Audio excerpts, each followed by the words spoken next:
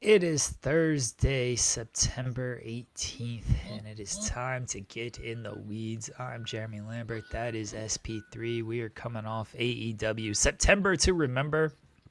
Not Dynamite, not Collision. Although if you watch on HBO Max, it was split into two. And fans, you had to go somewhere at 10 o'clock because you got the end show has ended screen on the dreaded HBO Max when Dynamite ended and going into Collision. We got September to remember to talk about. I'm sure we're going to talk about some All Outs. We have the C-Suite later on in the show. And the C-Suite, of course, is brought to you by SP3. SP3, how you doing? I am doing wonderful, Jeremy. I'm happy to be here on a Thursday, my usual day of the week. It was weird yesterday. I had to adjust my brain to be here on a Wednesday and talk only about NXT. And we made it the whole show talking about NXT, and we got to do some blind ranking. So that was a lot of fun. I'm sure we'll have just as much fun today as we talk about AEW Dynamite or AEW September to Remember. It's way too long of a name. I know it's a playoff. I know everybody in wrestling, the top two wrestling promotions, want to play off of old ECW pay-per-view names this week, but some of these are a little too long. WrestlePalooza, a little too long. September to Remember, a little too long. But for a show that was a little too long, in a 3-hour show, I thought they made fine use of it. I can't say good, can't say solid, fine use of it. They still are in the habit of making the final hours of a more than 2-hour Dynamite into 1 hour of Rampage or a mid-episode of Collision. They seem to be addicted to that for some reason. Kind of weird. But we're going to talk about it. We're going to talk about the go home. We'll talk about some AEW All Out. We got to talk, Jeremy, about ESPN and WWE and a lot of controversy in regards to potential disaster going down on Saturday and people not knowing where to go. We got to talk about that on today's show. So I'm excited. I'm very excited. Plus it's C-Suite. That's what I'm really excited for. Who am I kidding? I thought you were talking about ESPN and WWE and how they can cover WWE like it's a legitimate sport and they will give their unbiased, unfiltered opinion. Do not worry about what's actually happening here. You don't have to worry about playing toeing the line or anything. These reporters can say whatever they want. They can give their real thoughts on WWE. They're not gonna they're not just gonna hype up their partners. They're gonna give their actual analysis and opinions. Yeah. They're not gonna stop. They're not gonna change their coverage of professional wrestling. It's not like they erased one of the promotions on their website or something. In fairness, not you call me an ESPN shill. That's fine. They never updated that anyway. They gave AEW about one article coverage per like 3 months when they could cover AEW. And then once the ESPN WWE deal was signed, then they were just like, all right, we're not going to cover it. They didn't write an article about AEW since like February.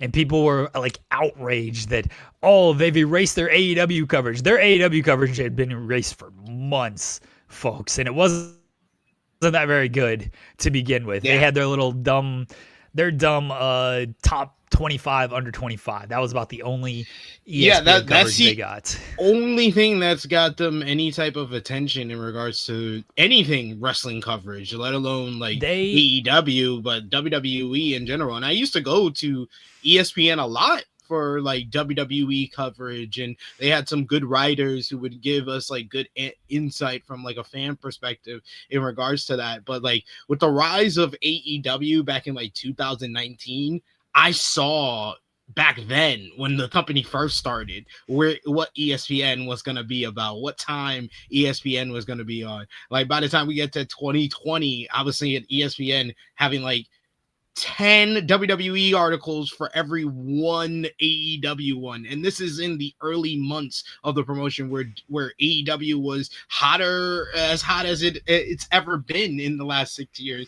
They barely covered anything in the first year of that promotion. So I was like, yeah, I'm going to stop reading ESPN in regards to wrestling. I'll stick to ESPN for sports, but not sports entertainment. They got the Punk interview, the first Punk interview after All Out. Mark Raimondi got that interview.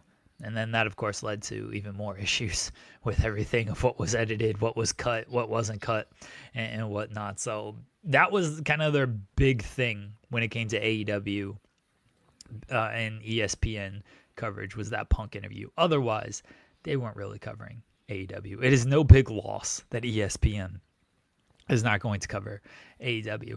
Truthfully, it's not going to be a big gain with ESPN covering WWE, at least from an online perspective, like from the website perspective. I think it's obviously a big deal. They're going to have an on-site sports center. Halliburton's going to be there giving his analysis and everything. They're going to do basically, WWE's been doing this for years anyway. You know, my wife is always like, why are there pre-shows 2 hours long? Who needs a 2 hour? Like, there's no matches. Why are we doing sometimes 3 hour pre-shows for nothing but them doing their own take on Sports Center? Right, but that's what they want. They want it to feel like, oh, this is the Super Bowl. This is the big game. And what do you get before, you know, the big NFL game, before the Super Bowl, before a playoff game?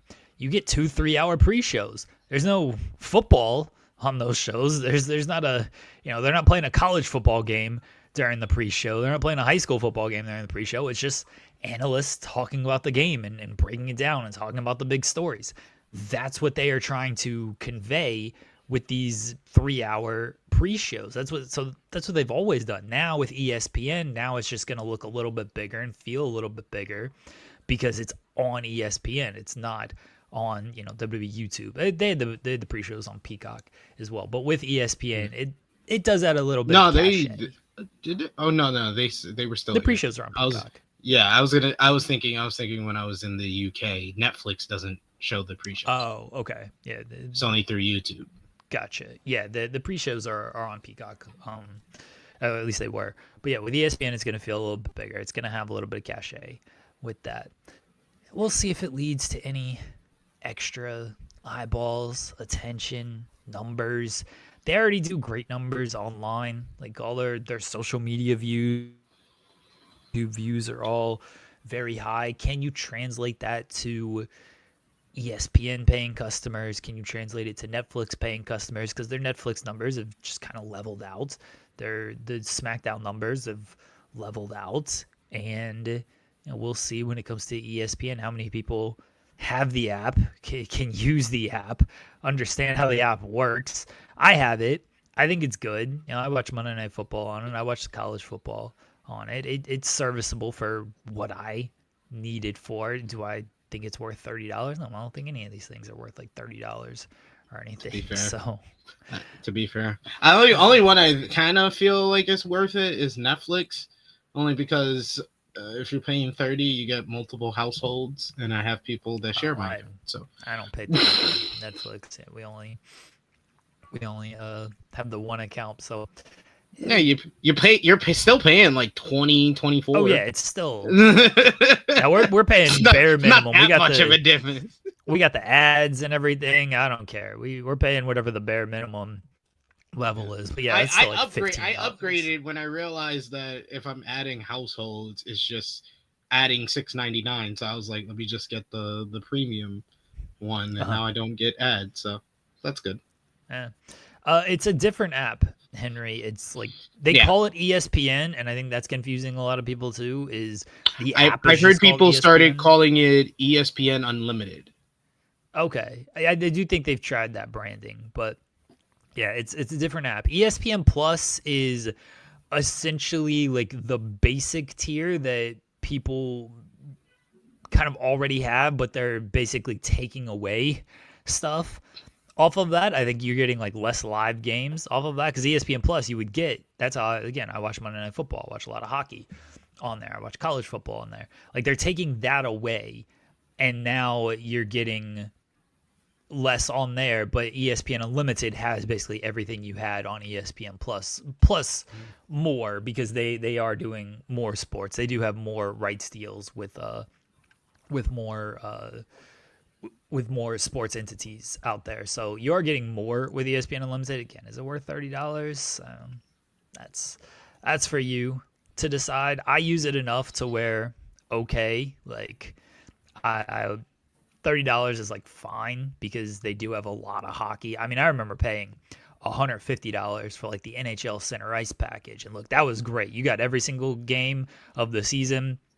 $150. I'm not gonna lie, my parents paid for that because I was too young and too broke to afford things like that. But my parents paid for that back when I was in middle school and high school and everything. $150, you got every game. But now ESPN, like they've got the majority of hockey games on their app.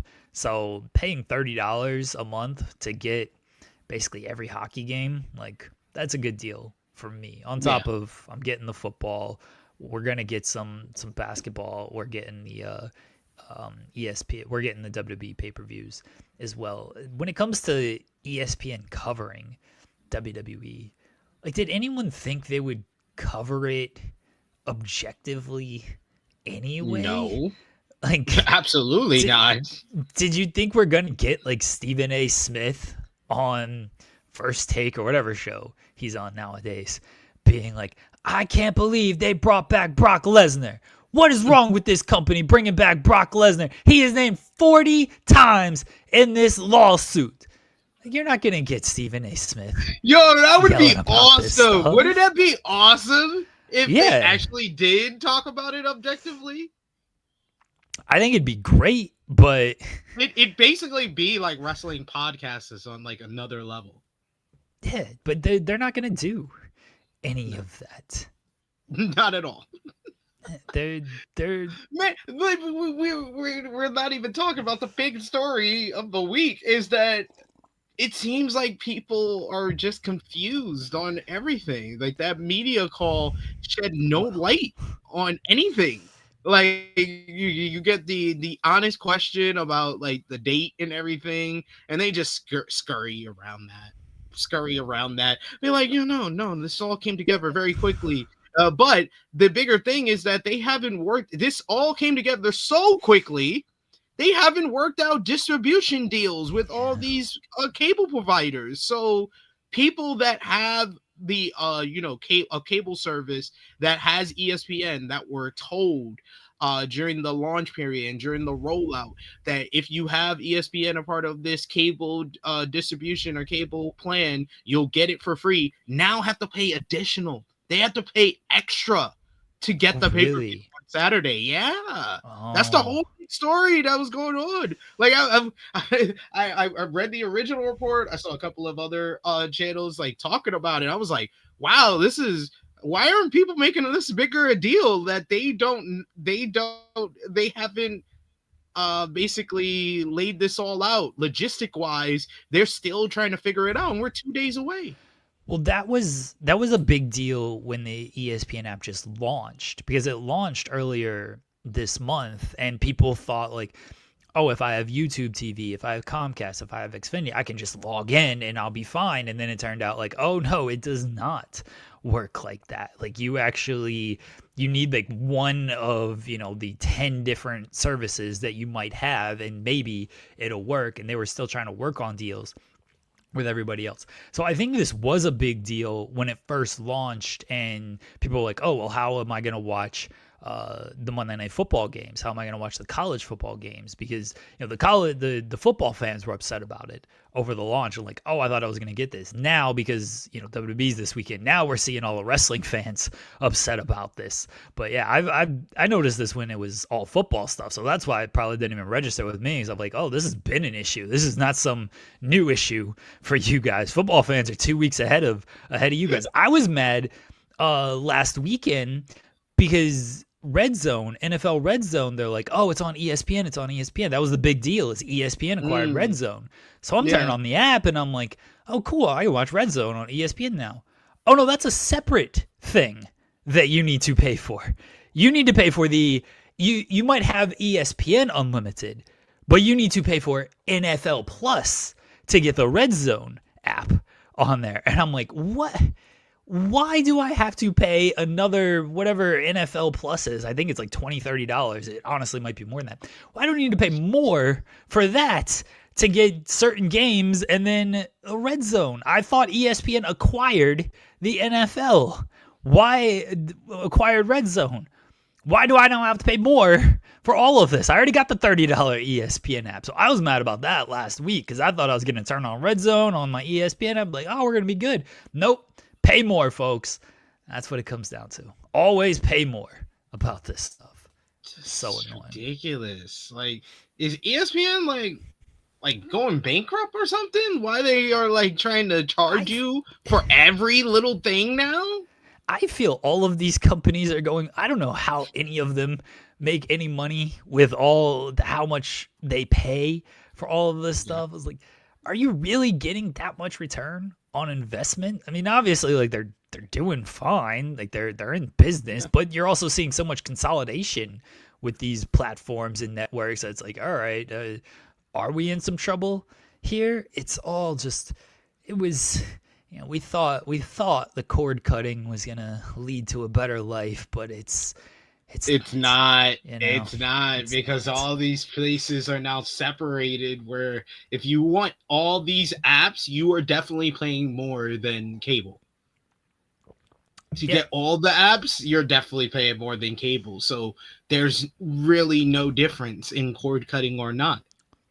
It seems like it was all a lie. I envy my mom, who she just has like basic broadcast package from like Spectrum. That's it. Or wherever my mom has that as well. And we share a Netflix, and I think she shares Hulu and Disney with my sister. So she's probably paying less than me, who has multiple different apps. She's got like 10 channels. You know, when I went to visit earlier this year, I'm trying to find something to watch. There's like nothing to watch because she's got like 10 channels. Of course, like she does have a Roku, and I've got all the apps, so I can put stuff on there and everything. And, you know, if I wanted to watch something, I could watch it through my own stuff. But she has the news on most of the time, or the music channels, because she pays for those. Those might be free. I don't know. But she ain't paying for any of this stuff. I was like, man, I wish I lived that simple of a life to where I didn't need to watch my sports. I didn't need to watch wrestling and all of this stuff. That would be so much nicer if I was like, toss on the news or toss on nothing. You know, it'd be so much better. But she gets like Fox and CBS, so she can still watch, you know, the local football games. So she can at least watch that stuff. I was like, it was so simple when I was down there. And that reminds me of our my Mrs. Aunt. My Mrs. Aunt, she stays with us, and she's usually like watching TV in our living room. And in our living room, you know, we still have like the Fire Stick with all the apps, but we have basic channels, not even like cable. It's like basic channels. It's only like 3 or 4 channels, and she just likes to watch EastEnders anyway, so she's watching that most of the time. And then if she wants to watch something else, she'll throw on like ITV, and ITV is basically a free app out there anyway. So yeah, I prefer, I think I'm getting closer to the older, the folks that are older than us, that just wants those simple things of just a couple of channels, maybe 2-3 apps, and I'm good, and I can watch anything I want. Most of the time, me myself personally, I'm watching YouTube, or I'll find a show to binge watch. Like, I've been binge watching, going back and watching Abbott Elementary, because I finished season 4, and I was like, I've been watching clips because my YouTube feed has got like Abbott Elementary clips on it. And I was like, you know what? I want to watch it from the beginning. So I've been rewatching it, and I'm already back on season 4 already. That's how much I've been binge watching. But that's all I needed. All I watch is essentially sports, and then we have shows that we binge and everything. As people may or may not know, I'm binging Breaking Bad. I'm about done with the series right now, Nice. and then like we throw on right. We've probably watched The Office a million times, but it's one of those like background shows that we can put on, like the Office, Parks and Rec, Friends, 30 Rock. These shows are just like we cycle through like those 4 shows, and anytime we just need like background noise when we're just the chilling. comfort. It's a comfort show. Me and my missus, our comfort show right now is a Different World. A Different World. That's what we've been watching on like Netflix right now. So I know what you mean.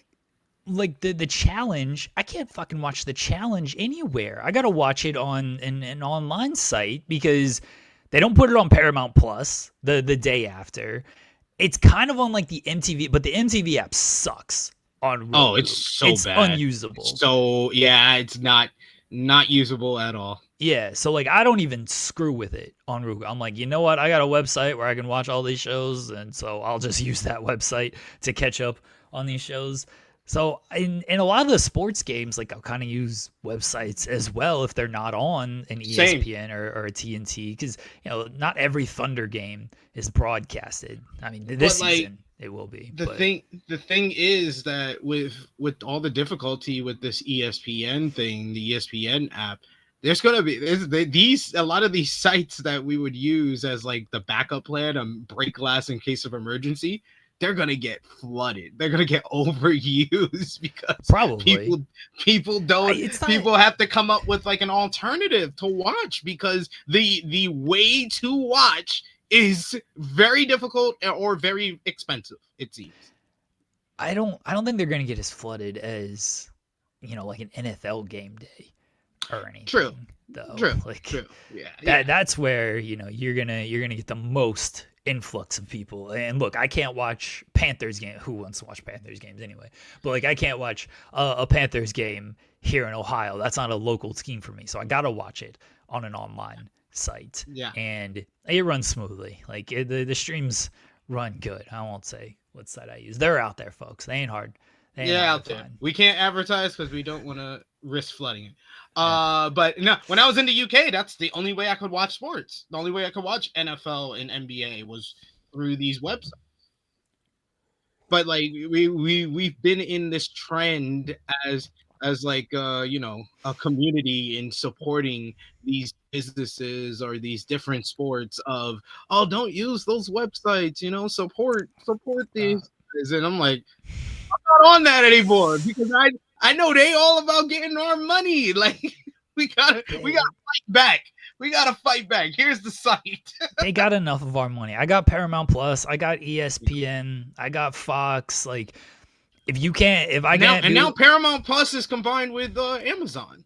So weird. All these are consolidating. Like I can't watch Panthers game. I ain't paying extra for NFL Sunday ticket because that's another like $120 or whatever just to watch the Panthers game. 1, the Panthers ain't worth it. 2, the Panthers ain't worth it. So I will use these websites to just watch a Panthers game. I ain't paying that much money so I can watch this terrible ass football team. All right, I pay enough for all your other dumb apps that I gotta have. I ain't paying for your Red Zone extra $30. I already pay for your ESPN website. Yeah, Paramount Plus I use it for South Park and South Park. Yeah, I just use it for South Park. I used to use it for the challenge, but now they don't have any shows isolated to Paramount Plus for the challenge. So now it's just South Park. So after this season, I may cancel it. I'll probably keep it because the UFC is going over there. I'm sure there's other stuff that we watch. I don't really watch UFC like that. I did watch Did you guys talk about the boxing match from the weekend? No, I did watch that. Joel didn't that's the only reason I asked is because I know you probably watched it. Yes. But the reason why I asked to make sure is because I was like, Joel probably didn't watch it. So Joel didn't care. And that fight didn't start until 1:00 anyway. 1:00 in the morning. Like, yo, it was so funny because I'm like, I was going to plan on watching it with my friend, but I was just like, Collision ended, and my friend was like doing stuff in the crib, and I was like, I'm gonna take a nap because I was like, this fight is not starting anytime soon. Oh yeah. And my friend gets out and wake me up. He wakes me up at like 11. And he's like, oh, you should turn on the fight. I was like, it's not on. Turn on the fight. It's like some preliminary fight. It's like, it's not on. Leave me alone. I was like, I have my alarm for when I think it was gonna start. I was like, I had it for 12:30. He woke me up again at midnight. I'm like, it's not on. Like, Yeah, I watched Collision, and then I covered the MLW show, MLW Fightland, and I was already mad too. I was already mad that show didn't start till 10. I was like, what are you doing starting the show at 10 o'clock on a Saturday? Knock it off. In fairness to MLW, they ran through that show. That was like a 2-hour like wrap up. Yo, in the when my friend woke me up that first time, I was up for a little bit. I turned it on. I think I fell asleep through like one match, and then I woke up. I watched the main event, and they still didn't start the main event. Yeah. I know. I was covering MLW. I was at my desk, and I was like, bless this show. They're gonna be done before Canelo and Crawford even walk out. And my wife's like half asleep. She's like, oh, that's good, I guess. I was like, yeah, they ain't coming out, because you start looking at the time, you see the boxing matches, it's like, oh, it's like 10 o'clock, and they still got 2 matches left. I'm like, unless you're getting an early KO, like this main event ain't starting until at least 11:30, and that's if these 2 fights go short. And then both those fights went to a decision, so it's like, well, now we're at, and then they got to do these. They still gotta talk. They gotta do these intro videos and everything. Freaking Marky Mark and AC Slater telling us about the Ring Magazine title for 20 minutes. I was like, yo, they are just wasting time. They know they got it. But man, that did not do well in the viewership numbers in comparison to the last boxing fight. To be fair, the last boxing fight was Jake Paul versus Mike Tyson. But I think that Canelo is a big enough name. I know Crawford is more of like for hardcore boxing fans, but Canelo is like an internationally known name. I thought that it would do a little bit better. It did 17 million viewership in comparison to Tyson and Paul that did 46 million. I thought it would at least do over 20. So that's why I was surprised by the number. I think the number is fine. I don't put too much stock into this viewership stuff. Like 40 million people is still a ton of friggin' people, and that's still a lot of people watching this show. 17 million is a good number. It's just when you compare it to the other boxing fights that they've had on UFC, it is trending down. I think. Well, I mean, the first one had Mike Tyson, Jake Paul. I think the big one will be this next Jake Paul fight, because he's not facing if it happens. Oh, the next Jake Paul fight will be like, what does that do? Because Tyson and Paul, people love these freak show fights. Like, we all knew what it was going to be, but everyone tuned in with just, they know Mike Tyson. He's obviously a well-known, one of the top boxing names of all time. Jake Paul has his own fan base and everything. And you would tune in just thinking like, oh, can Mike Tyson land that punch? Can he land that one punch? And of course he didn't, because of course he didn't. He's 60 years old. What do you expect out of this man? And it was the first one, and the undercard on that had Taylor Serrano, which was a big fight as well for pure boxing fans. Like, oh, this is one of the biggest women's fight you could possibly do. So you at least had that on the undercard of that event as well. Paul and Gervonta Davis is his next fight. That's November 14th. Gervonta Davis ain't that big of a name. Like, if you're a boxing fan, you know who Gervonta Davis is. If obviously, again, you might know you know who Jake Paul is, but Gervonta Davis isn't some legendary name of this is your dad and your grandpa are tuning in to see Gervonta Davis fight. He's a known boxer, I think. I don't know how many people really know him. I don't know how popular he is I know he's not big like outside the boxing community. As far as the boxing community, he's known, he's respected. But how big is this fight? If this does numbers, if this does better than Crawford and Canelo, then you might look at it, okay, Crawford and Canelo was disappointing. If this does less than Crawford and Canelo, then it's like, all right, well, we know why Jake Paul, Mike Tyson drew as big as it did. And it had the distinction of being the first. Like anytime you're like the first big boxing event or first big event on a platform, like you're gonna do well. That's why I think, despite all the fact that WrestlePalooza is gonna have this weekend, all the issues with the people, how do you watch? It's gonna do big. Yeah, it's still it's gonna be their most viewed event on this app ahead of like WrestleMania. WrestleMania is gonna be the only thing that WrestleMania or Royal Rumble is gonna be the only thing that passes it. Yeah, so it's gonna do big numbers this week. You know, the first event typically for anything just does really well because people just have the intrigue of like, oh, this is new, this is exciting. And usually the first event, you're not given like a low level event either. It's like, oh, the first event, we're gonna give you, WrestlePalooza is loading up. They're not going into the show being like, no offense to any of these wrestlers, you're not headlining with Damian Priest and Aleister Black on this show. All right, like they put that match on SmackDown because they're like, yeah, we're giving you some real big matches on this show. Like you load up that first event. So we'll see what the Jake Paul Gervonta Davis fight does. You know, Jose saying takes a big name in boxing, and you're saying he's not all that popular. I think that if this next fight does well, I think we gotta just throw up our hands and just be like, Jake Paul's the biggest name in boxing. He's the biggest name in boxing. If it does well, if it does better than Crawford and Canelo, it's like, yeah, there's nothing that the organized boxing organizations can do. Jake Paul is the biggest name in the boxing world. But yeah, I like the fight. I haven't watched a boxing fight since Paul and Tyson. I think it broke my sanity when it came to watching that fight. But I did watch this one.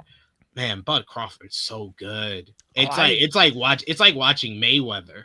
Like his defense, but he's so much better on offense than Mayweather was. But on defense wise, he's on Mayweather's level as far as like not being hit, being too fast, moving his head. Like, man, that was art.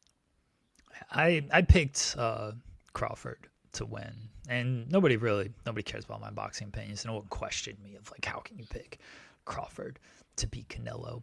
Like, people pointing to Canelo's size and his power of like, oh, this is why you're going to give Canelo, which is fair. He was the bigger fighter. Canelo is more of a knockout puncher than Crawford. And I was like, I kind of think at this stages of their career, Crawford, I'm not deep into boxing or anything, but I did watch, who did Crawford face? I gotta look it up because I'm terrible with names. Crawford's last big fight, not the most recent one before Canelo, because I don't think that was a super big fight. Errol Spence, that was the fight that I watched, and I watched the. Wasn't Sean that the Porter one that they were advertising on WWE when Crawford? Yeah, I think so. Up? Yeah, I do think that was the fight they were advertising the Madrimov fight for sure. Oh, okay. That was August of last year, but I watched the Errol Spence fight. So like I knew enough about Crawford to give the foreman somewhat of an opinion on him. My thoughts was just that like at this stages of their career, I just kind of thought Crawford was the better fighter. I know Crawford's a little bit older as well. It's not like he's super in his prime. He's not like early 30s. He's late 30s. I mean, he's older than Canelo, but it feels like Canelo fights older. If that it feels like in a wrestling term, there's more mileage on Canelo's body than exactly Crawford. Yeah, and that's kind of where I was getting at. I mean, Canelo's had 68 fights, and Crawford's only had 42 fights. Yeah. So yeah, like I think if you told anybody that Crawford was older, they'd probably be like, "Wait a second, really?" Because Canelo's just been around for so long. But I just like Crawford's just overall technique and speed more to outpace Canelo, and that's kind of what happened. Like he did a great job keeping him at bay, finding his range with the jab, and Canelo was kind of banking on a lot of the body work paying off because he was going to the body a lot.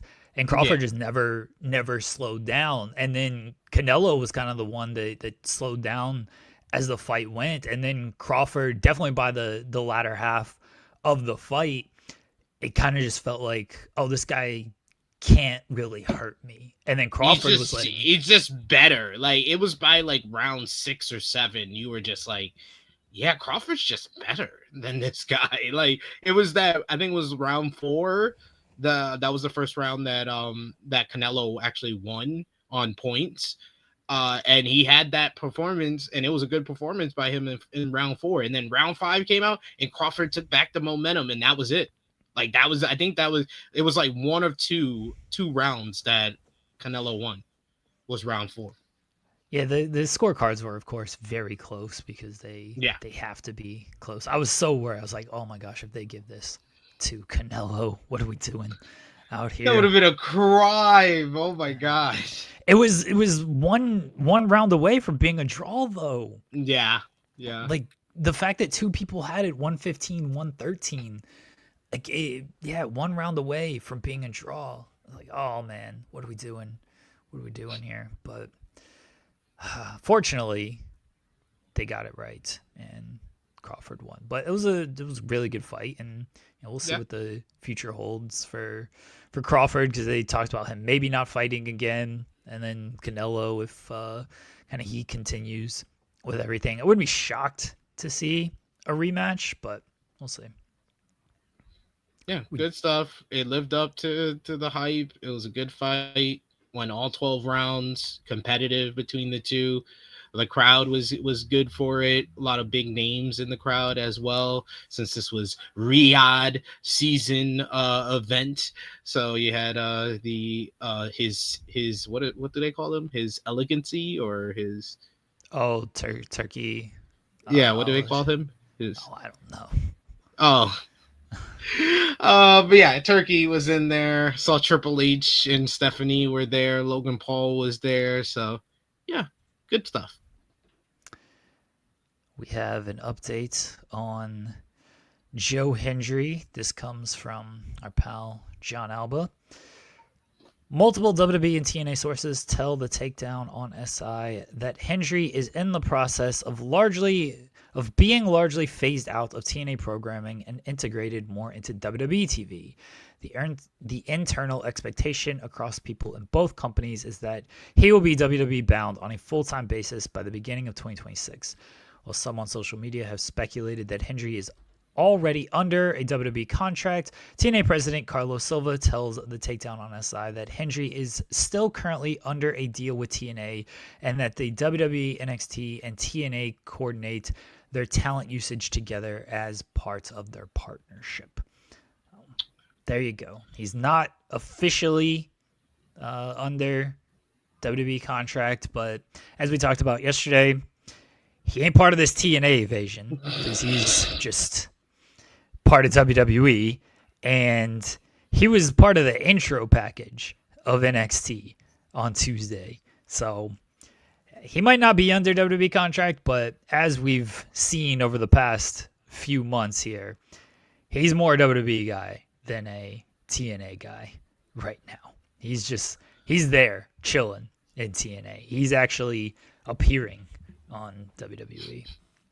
1000%. He hasn't been in like a serious story since Slammiversary, really, in TNA. So my question now would be, is this a part of the partnership? Is the partnership basically have a clause in the contract that says that whoever WWE is interested in signing in their final months of their TNA deal, we could do basically a process of phasing them out of TNA and making the smooth transition to WWE? Because this is now twice they've done that. They did this with Jordan Grace. Now they did it with Joe Hendry. Odds are they'll do it with Mike Santana as well. So, like, is this part of the deal? Is it also part of the deal that maybe TNA can get, or maybe TNA can work this into the deal. They have first rights to talk to people who are under WWE non-compete clause.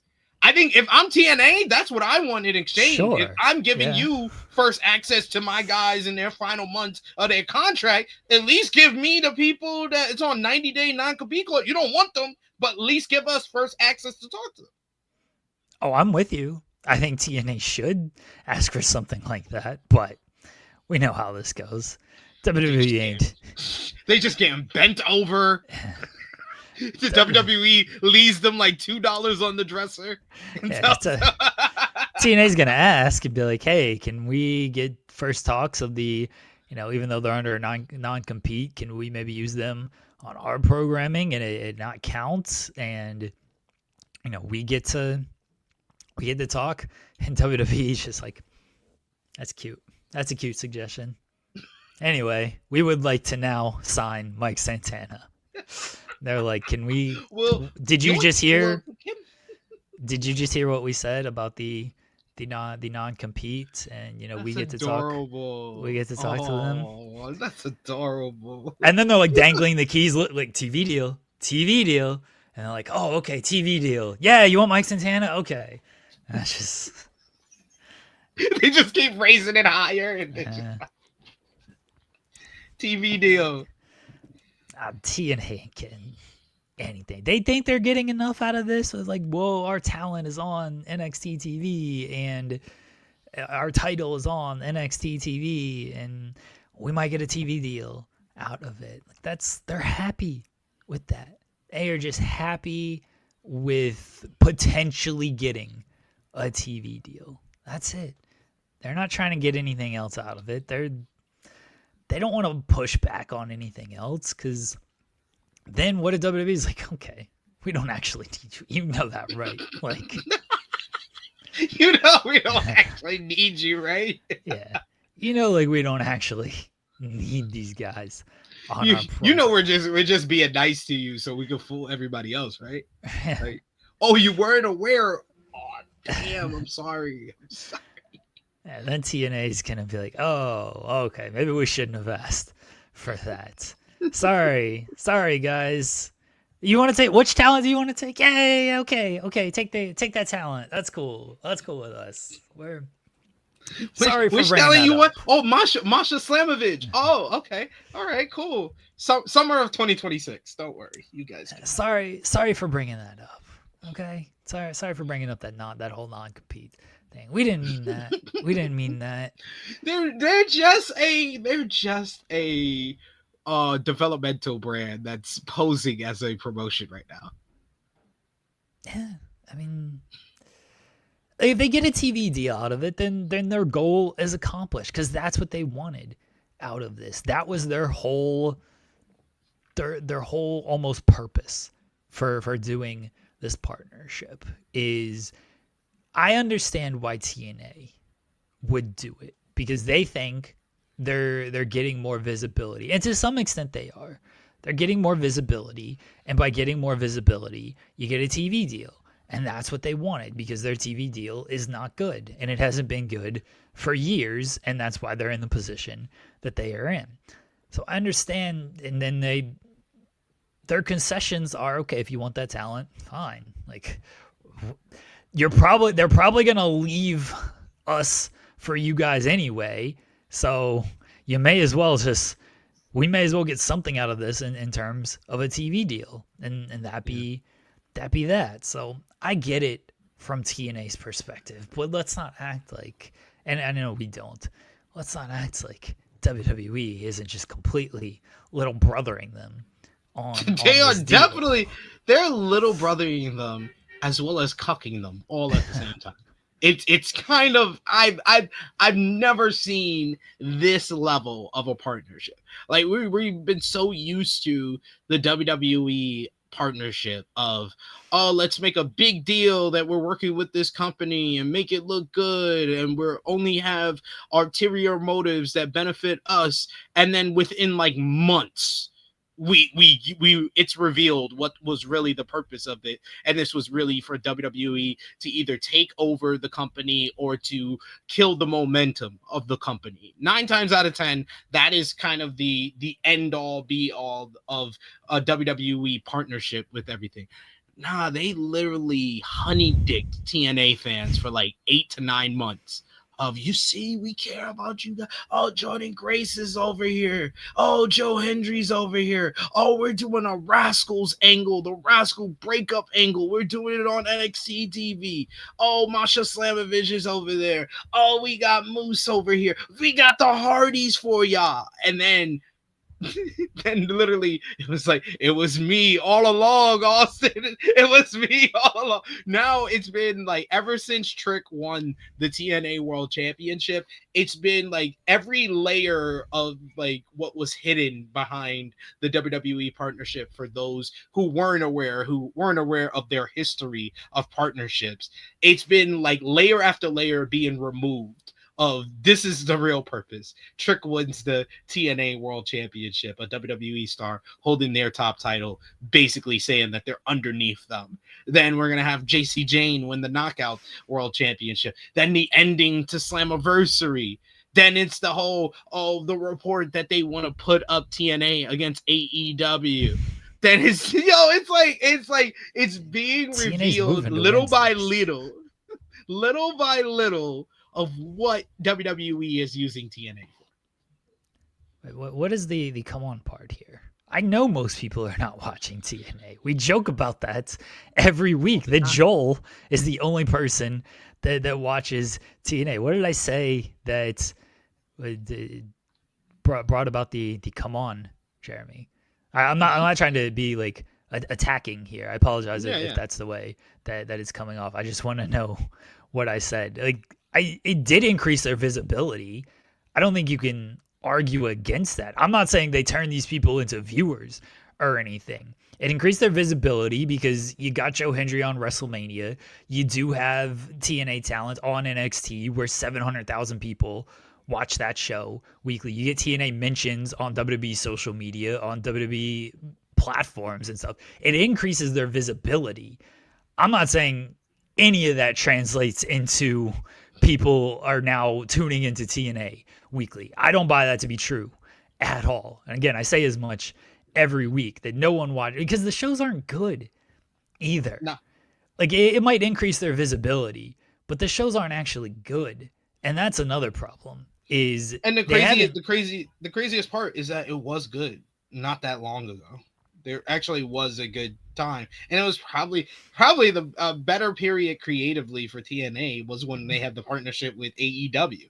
I thought then, even during like a pandemic, I thought then TNA's creativity was very much focused, where you could see how they were setting things up. You could see that Josh Alexander was going to win the world championship like 6 months to a year before it happened. You could see Moose was gaining momentum before he won the TNA World Championship. You could see they were putting more of a spotlight on the Motor City Machine Guns before Alex Shelley finally won the world championship. Steve Macklin got a steady rise up the ladder before he won a world champion. Like I'm literally naming stuff from 2 years ago. 2 years ago, it was much better creatively than it has been in 2025. 2025 has not been a good year creatively for TNA, whether it's and I'm saying that after 2024 was objectively one of the best years ever for TNA.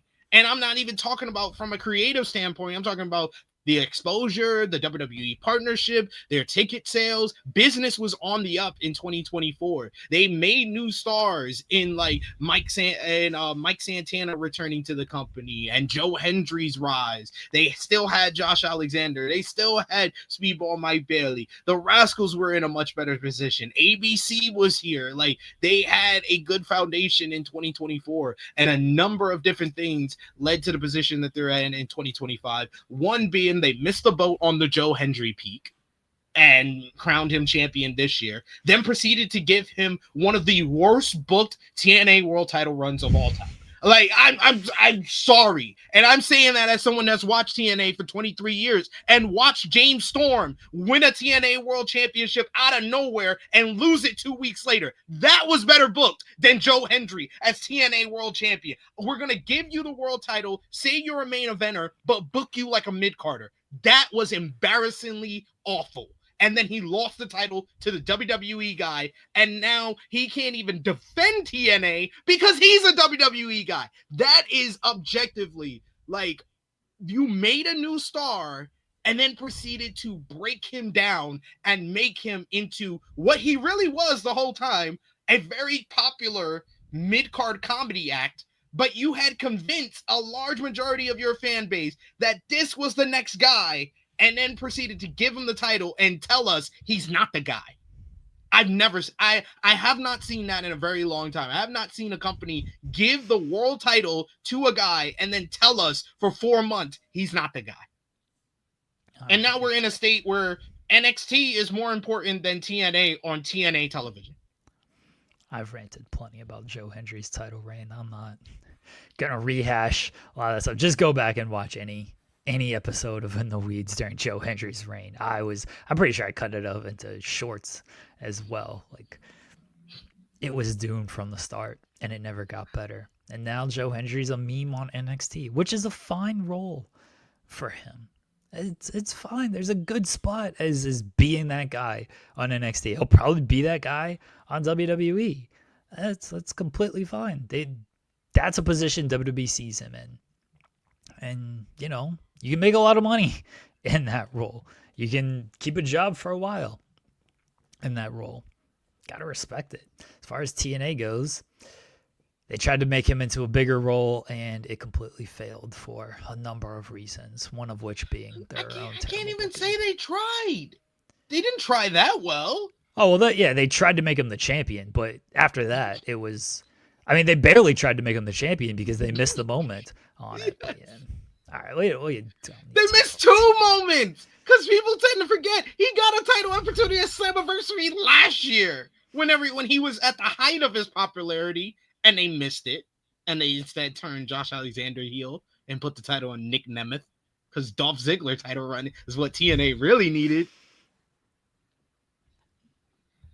Yeah. We talked way too much about TNA.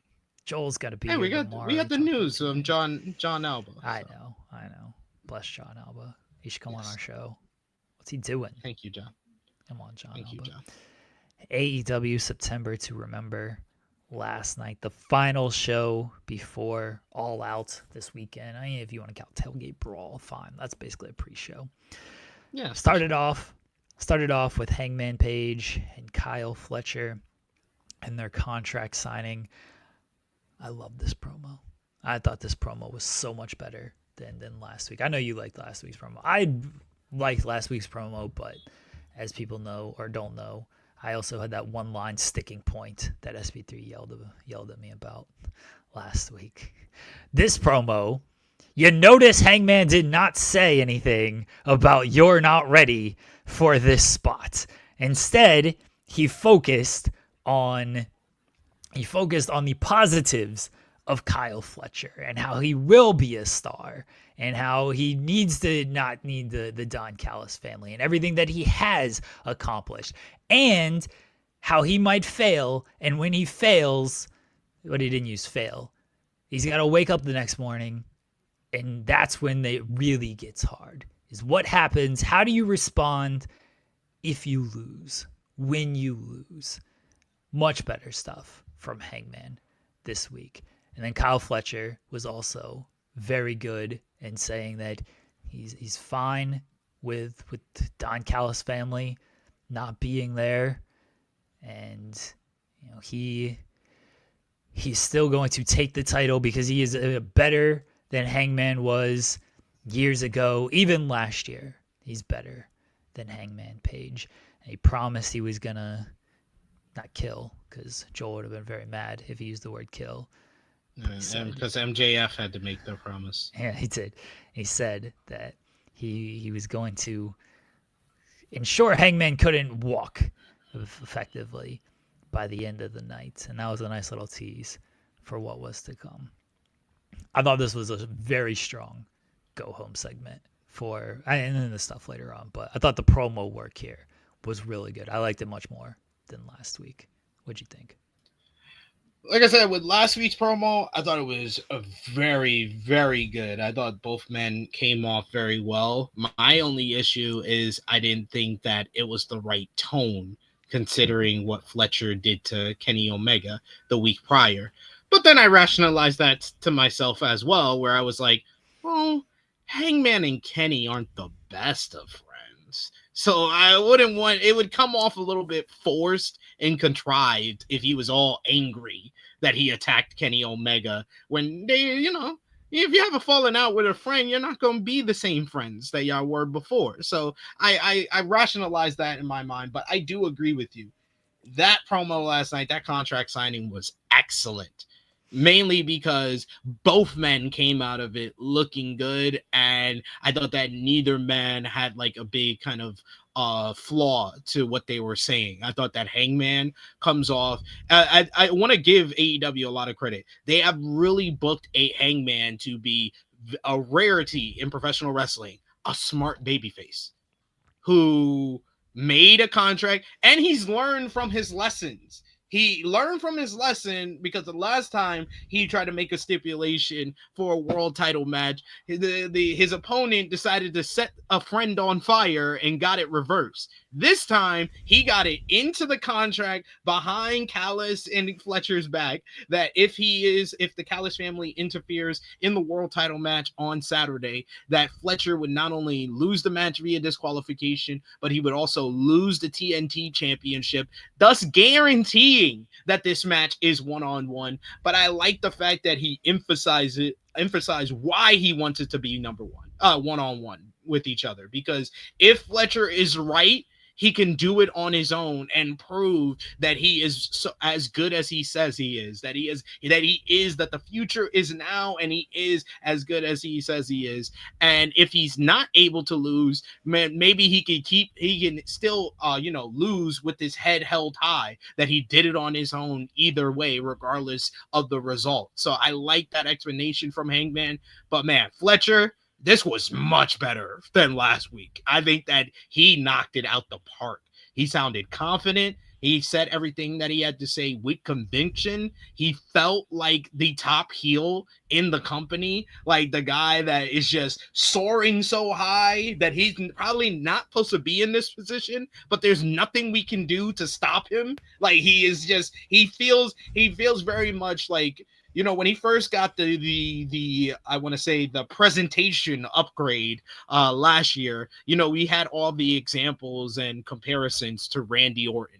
I remember when I was in Hammerstein Ballroom watching Kyle Fletcher versus Daniel Garcia last year in the Continental Classic.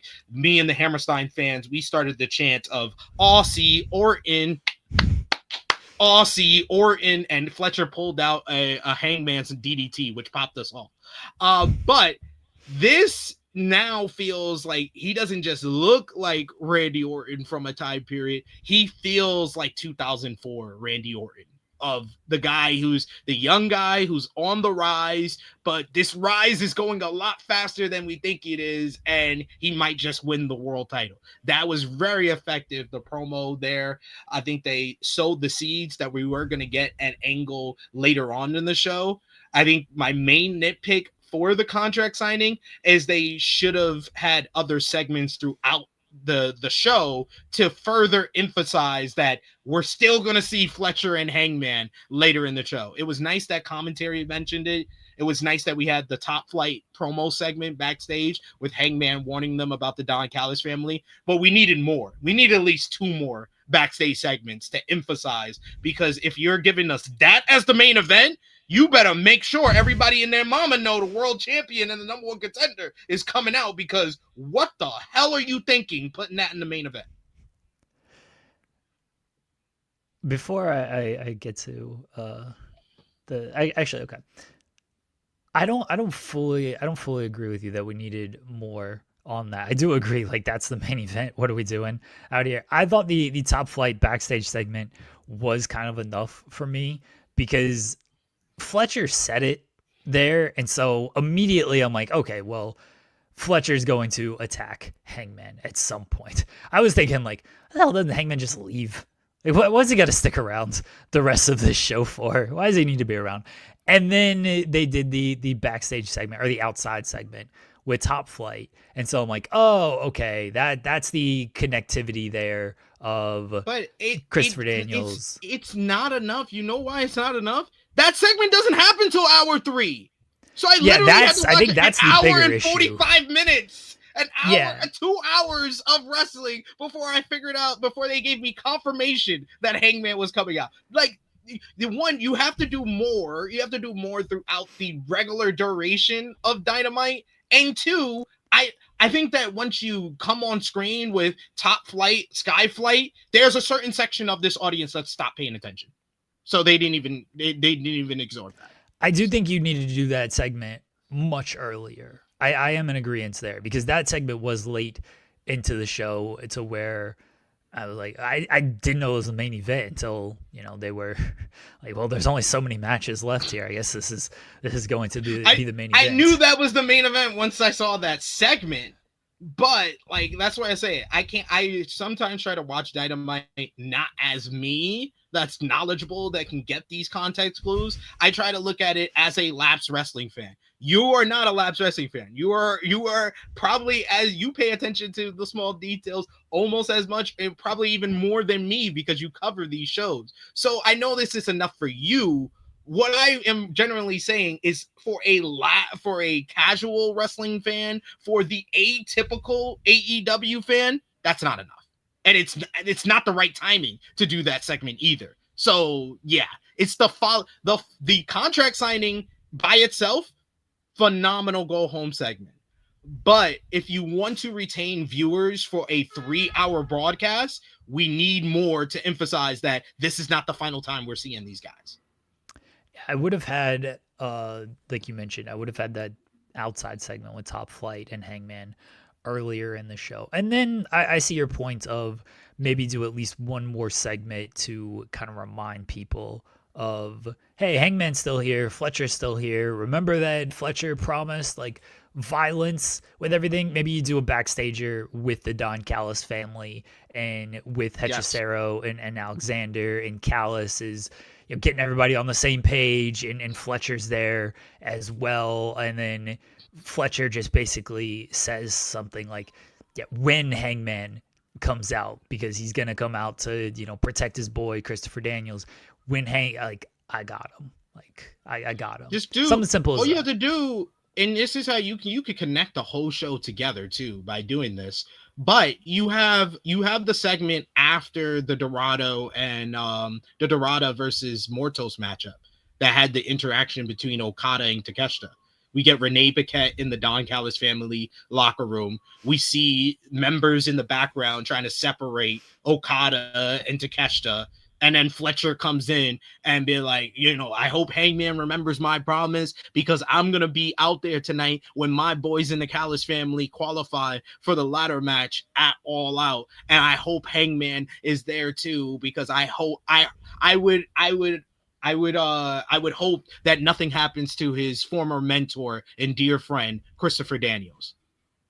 Because I know that was what they were trying to get across, was the little interaction between Page and Daniels. So you'd be like, oh yeah, Page and Daniels, they remember. But we needed Fletcher to be like, I know your relationship. So the Don Callis family is not only going to beat Top Flight, we're also going to go after Christopher Daniels. So that also gives Hangman a reason to stick around to make sure nothing happens to Daniels. That you need one more segment to connect everything together. And the way that I just laid that out, that not only connects the contract signing to the main event, it also connects the Dorado and Mortos match and the post match with Okada and Takeshita, making Don Callis family the connective tissue throughout the entire 3-hour show, which would have made it a better show to me. What do you think of Kyle Fletcher's "Say My Full Name" line? It's so funny, the conviction in which he says it like this is the hardest bar he's ever said in his life. I want you to say my full name. And I will say, it takes some time to get used to the delivery and the cadence in which Kyle Fletcher delivers his promos, where he emphasizes every word that I say. I always laugh when he says it. I don't think that's the reaction he's going for. I'm with you that like the conviction is so there, and I'm like, yeah, you tell him, Kyle Fletcher, make him say your full name. It's just like rewatching Breaking Bad, and I don't know if this is a take off of Breaking Bad, but you know the famous Heisenberg line where he's like, you know who I am. Come on, say my name. Like, say it. Say my name. But he says it in a very calm, chill manner where Fletcher is, you know, say my full name. I was like, I don't know quite what he's going for here. I don't think it's to make me laugh, but It's making me laugh. Yeah, it makes me laugh every single time. I love your analysis of like he says it like it's the hardest bar he's ever delivered. And like he believes this so much. It's like his big mic drop moment. And it's just like, all right, like you just told the guy to like say your full name. I don't even quite know what this means. Like he said Kyle Fletcher. Does he need to say Protostar Kyle Fletcher? He needs to say the Protostar Kyle Fletcher.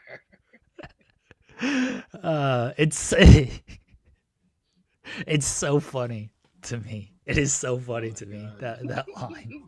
I just thought of it last night because he uses it in every promo. But last night was really, like, it really hit me of just, like, how funny this line is. Because they're doing this really good, like, serious promo. And I'm like, fuck yeah. Like, they're talking me into the building right here. I love this shit that they're saying right now. And it ends with Fletcher saying that. And I'm just say like, my full name.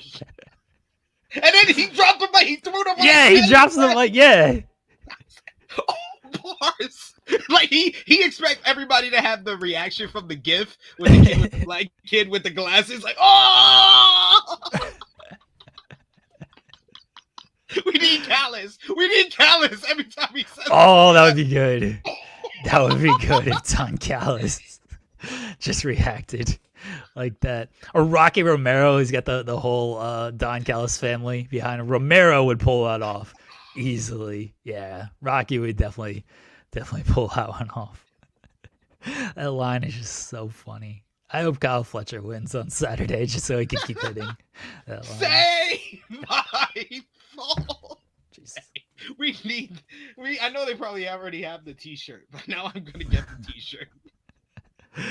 The end of the show was Hangman saving Christopher Daniels and then getting hit with the brain buster and through the table off the apron like Fletcher did to Omega. And then Fletcher posed with 2 titles, reminiscent of Jack Perry last year. And it'll probably have the same outcome as Jack Perry did last year at All Out in that. Kyle Fletcher's probably not. This build was so much better than the Jack Perry. Yeah, the Jack Perry build. They only had Jack Perry. I look forward to seeing him back on Saturday, but that build wasn't good. Wasn't good at all. This has been really good, and you know it's another case of AEW pivoting into something better, because this was a pivot apparently from the Wardlow report. Yeah, I don't know how the Wardlow stuff would have fully played out because Wardlow hasn't been on television for over a year. So I don't know how that would have looked. And then with the Don Callis family and everything. But Kyle Fletcher was already on the ascension. And so putting him in this spot made a lot of sense with everything. I don't think this is main eventing, though. I've come around to this. I think it should. It's either this or Cope and Christian. I think Cope and Christian's main eventing. I believe that. And AEW does like to stick to the world title main eventing unless it's a triple threat match. They like to stick to that, or they do a lights out gimmick to the real main event type of thing. I think it's fine if you have like a lights out steel cage matchup, Sting's retirement, any type of like lights out matchup. Cope and Christian teaming up for the second time in their hometown. I'm sorry. doesn't, and we haven't talked about their go home segment, which I think was actually slightly better than the contract signing. I agree. But I think that you are making a bigger statement putting the world title match in the main event on Saturday. You're saying that Kyle Fletcher is the future. He is the guy that we're building around, and we're putting him in the main event to tell you that you're not going to have to wait long before Kyle Fletcher reaches his apex. But this is just a start. This is his first main event, but this is his first of many. I think that's a bigger statement than Nostalgia Act reuniting to face FTR. Even though I think that match is going to be really good to great, but Fletcher and Hangman's going to be better, no doubt. I think if you go with Fletcher and Hangman, you are going with the kind of the status quo with the world title, which is not a bad thing. You've established that the world title typically is the main event, maybe even when it shouldn't be. I'm looking at you, Revolution. You've established that the world title is the main event. And I think for Fletcher and Hangman, it does more for them than if you put Cope and Christian against FTR in there. So I'm in agreement with you. It just feels like Cope and Christian is the main event. Like that was that's been the kind of the focal point of the advertising is Cope. Yeah. And then that match. That was the lead on the Countdown show last night. Yeah. They did multiple segments. That bookended it. Yeah. So they did multiple segments on that match. And I think it's going to be the main event. And we'll talk about that go-home segment. I'm with you. I thought this was a stronger go-home segment than the Fletcher and Hangman contract signing. And we said they needed to deliver something yesterday. We said they needed to deliver a really good segment. And I thought all four men killed it. I loved Cash's promo where he was saying it's all about...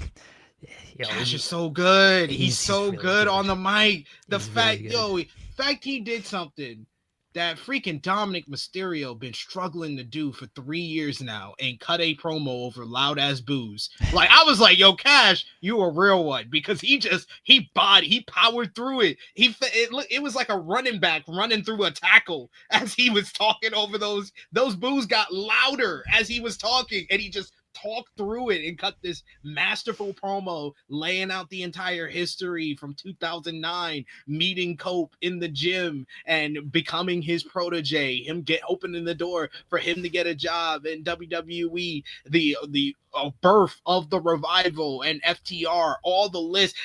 Dax did an excellent job of like kind of giving us the follow-up to NXT Homecoming and reminding us of what we were talking about yesterday, that Revival have that status of being one of the greatest tag teams in NXT history, talking about the matches with Enzo and Kaz and Gable and Jordan and Gargano and Ciampa, and then coming to AEW with the Bucks and Bullet Club Gold, the trilogy with the Briscoe, 10 world championships. Like this was the better kind of Miz promo where you're listing your resume and you're just getting all the feelings of, oh my God, this team is so much even better than I thought they are. They are one of the greatest tag teams, but they may be even better than that.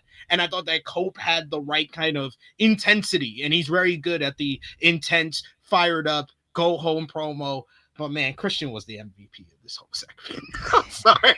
Him just standing there like, I guess Cope is cutting a promo, and then Cajun Cope. Cajun Cope. It's so good. And then him just being like, yeah, all of y'all just talked for like good 5 minutes each. I'm just going to say my 3 sentences and get the fuck up out of here. He was like $1,000, $5,000, doesn't matter. If Stokely had $5,000, he'd probably get some hoes. But $1,000, $5,000 doesn't matter to me because I'm rich. And then freaking blast tax with that mic. Oh my God. I knew something went wrong because, the way he threw it, Dax was not ready. It just pops him right in the mouth, and you can see him. He immediately is holding his mouth, and then the brawl is on. They brawl for like 1 minute. They beat up security, brawl some more. FTR bails, but the final shot is what was the cherry on top for this fantastic go-home segment, is seeing Cage and Cope all fired up, wanting to still brawl. And then when they go over to FTR, Dax is leaking. Yeah. And just, he had to be tight. But he probably told the cameraman when it went off, he's like, zoom in. He just got the shot of him just busted and leaking. That is a go home segment that made you want to watch the matchup and made you want to watch it even more than you did going in. That it was a money segment. All 4 men deserve a tap. All 5 men deserve their cap off because Stokely was great in this segment as well. My one nitpick on this segment, and I'm actually going to give Cope credit on this after I do the nitpick. When they're laying out the security, it did look kind of dumb when FTR is like, oh yeah, set up for the spear and let me not like do anything off of that. Set up for the kill switch and let me not do anything. I give Cope a lot of credit because he hits the spear and immediately jumps up and goes after him. Yeah. As I'm like, why are you just standing there doing nothing? So I give Cope credit for going right into that. The whole like laying out security and like, let's stand around while you hit your finishers on security instead of we hate each other so bad we're gonna watch you beat up these security guards. Like, you've already started the brawl. I would have liked Dax and Cash to like turn around to make sure they got rid of all the securities or something to make that not look as awkward as it looked, where they're just watching them hit their moves. You've already started the brawl, and so you've already taken away you can't touch each other or you might get fined. Like, that's out the window at that point. Now, if that had still been in place, then it's like, okay, now you can kind of see why they're standing around. But that's out the window at that point. So them just standing around looked very weird. Again, credit to Cope because he hit that spear and immediately got up and went after Cash. And so then I was like, okay, he knew, like, I can't just sit here and do nothing because then we all look really stupid. That's my only like complaint about it, is that came off a little bit weird. The actual mic work between all 4 men, fantastic. They all knocked it out of the park. This was such a strong go home segment. Cash was really good. Dax was really good. Cope was the weakest of the 4, as you would expect, and Christian was fantastic. Cope was really good. Stop it. Stokely was great.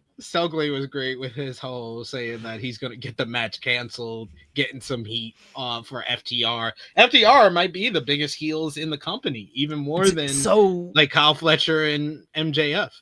I mean this as a compliment, and I know Tony credited the crowd as well, and he's like, we're returning to London, Ontario every year.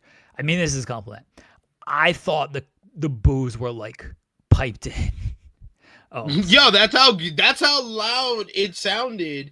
But like this was like a 5,000 seater. The reason I know that is because they did the zoom out where they showed the left-hand side, and the left-hand side was packed with people. The camera side was packed with people because this was like a 5,000 seater. They with the stage, it cuts off like maybe like 1,000 seats, so you had 4,500 available, and they sold like 3,600. So this was basically near a sellout for them. But they sounded loud. The acoustics in this building was so good. Yeah, it was very good. Again, the boos were so loud. Like, I was like, they got to be piping in this crowd noise because it's really good and it's really loud, and it was not piped in. I'm not throwing that accusation out there or certainly confirming or reporting anything like that, but that's how good it sounded, to where I was like, man, that sounds a little too good to where this doesn't feel like it's real. But they were hot all night. And yeah, Tony, an hour into the show, was like, we're coming back here every single week. It was after the Cope and Christian FTR segment. He was like, "You're coming back." Okay, I have an update on things. Can you go long today, SP3? Sure. 20 minutes. 20 minutes long. Okay. Yeah, that's not bad. I'm gonna take people behind the scenes here because this has been something else. I'm springing this on you. I literally just found out, so I apologize for springing this on you as well. We're scheduled to be joined by Gates of Agony in about 35 minutes. Okay. So, okay, sorry. I'm trying to really clarify things right here. One second. So here's, excuse me, kind of what happened, folks. I get a message the other day of, hey, can you interview Gates of Agony? Sorry, I have something in my throat. If my wife is listening, can you please bring me some water? I get a message the other day of like, can you interview Gates of Agony at 12:15 on Friday? And hold on. Can you interview Gates of Agony at 12:15 on Friday? And I'm like, yeah. Is it pre-recorded? Are they gonna be on the show? Because we can go long on Friday if we need to. And Sean's like, I'll confirm. I'll double check. And then it was a couple days. We waited. It was actually thank you. It was this morning. It was this morning. Where he's like, Gates of Agony Friday at 12 live. And I was like, oh, okay, cool. I sent a message to our chat. I was like, Gates of Agony Friday at 12. They're gonna join us live. We'll just have to go a little bit long. And then Joel was fired up. I was like, all right, cool. We're in business here. I get a message literally just now as I am telling this story to everybody. I get a message from Sean. He's like, I screwed up. And Gates of Agony is today at 12. And I'm like, okay. And then Sean's like, I'll do the interview. I was like, we can do it. Like, we'll be on air at 12. I don't mind doing it. We've kind of already, sort of not planned. We didn't announce anything. This is why, folks, I don't announce things. I don't plug things because so many things fall through. Can change. And I was like, we can do it. And then Sean's like, okay, I'll join. So Sean was going to be here around 12. And then we're going to run a 5-man. We're going to run a basketball team here with Bishop Khan and Tola Leona.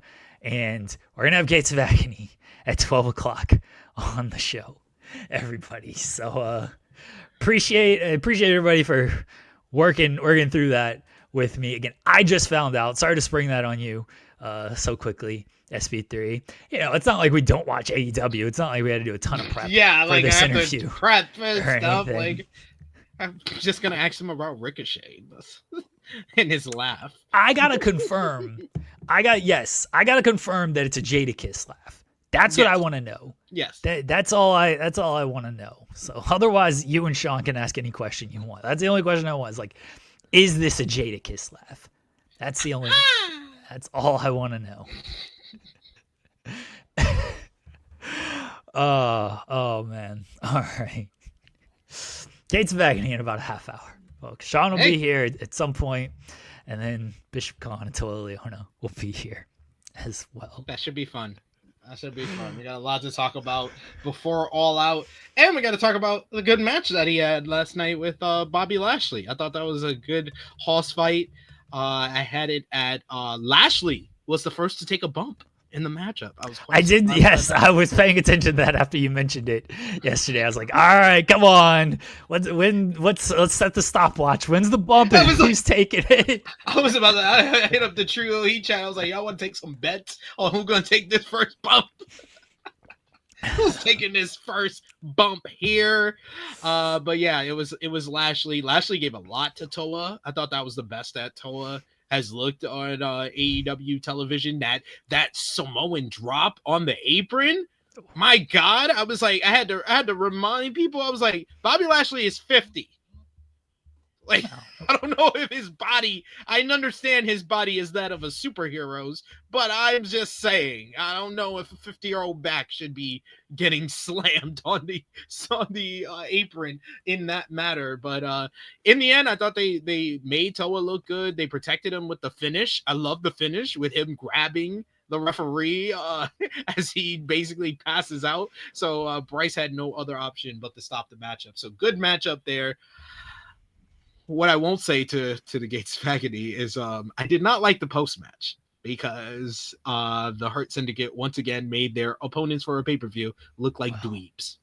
Well, that's just that's just part of the just course. The Hurt Syndicate. Yeah. That's just part of the course.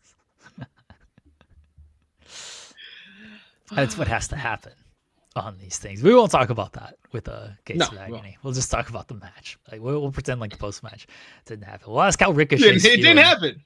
Yeah. It didn't happen. Yeah. We'll ask how Ricochet's feeling after getting popped by MVP.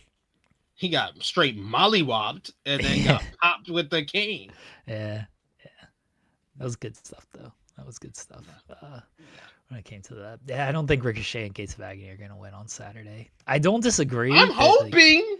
I think with MVP that post match, he Toa lost, and then they did that post match. Like you gotta have Hurt Syndicate lose after that. Like what? You can't.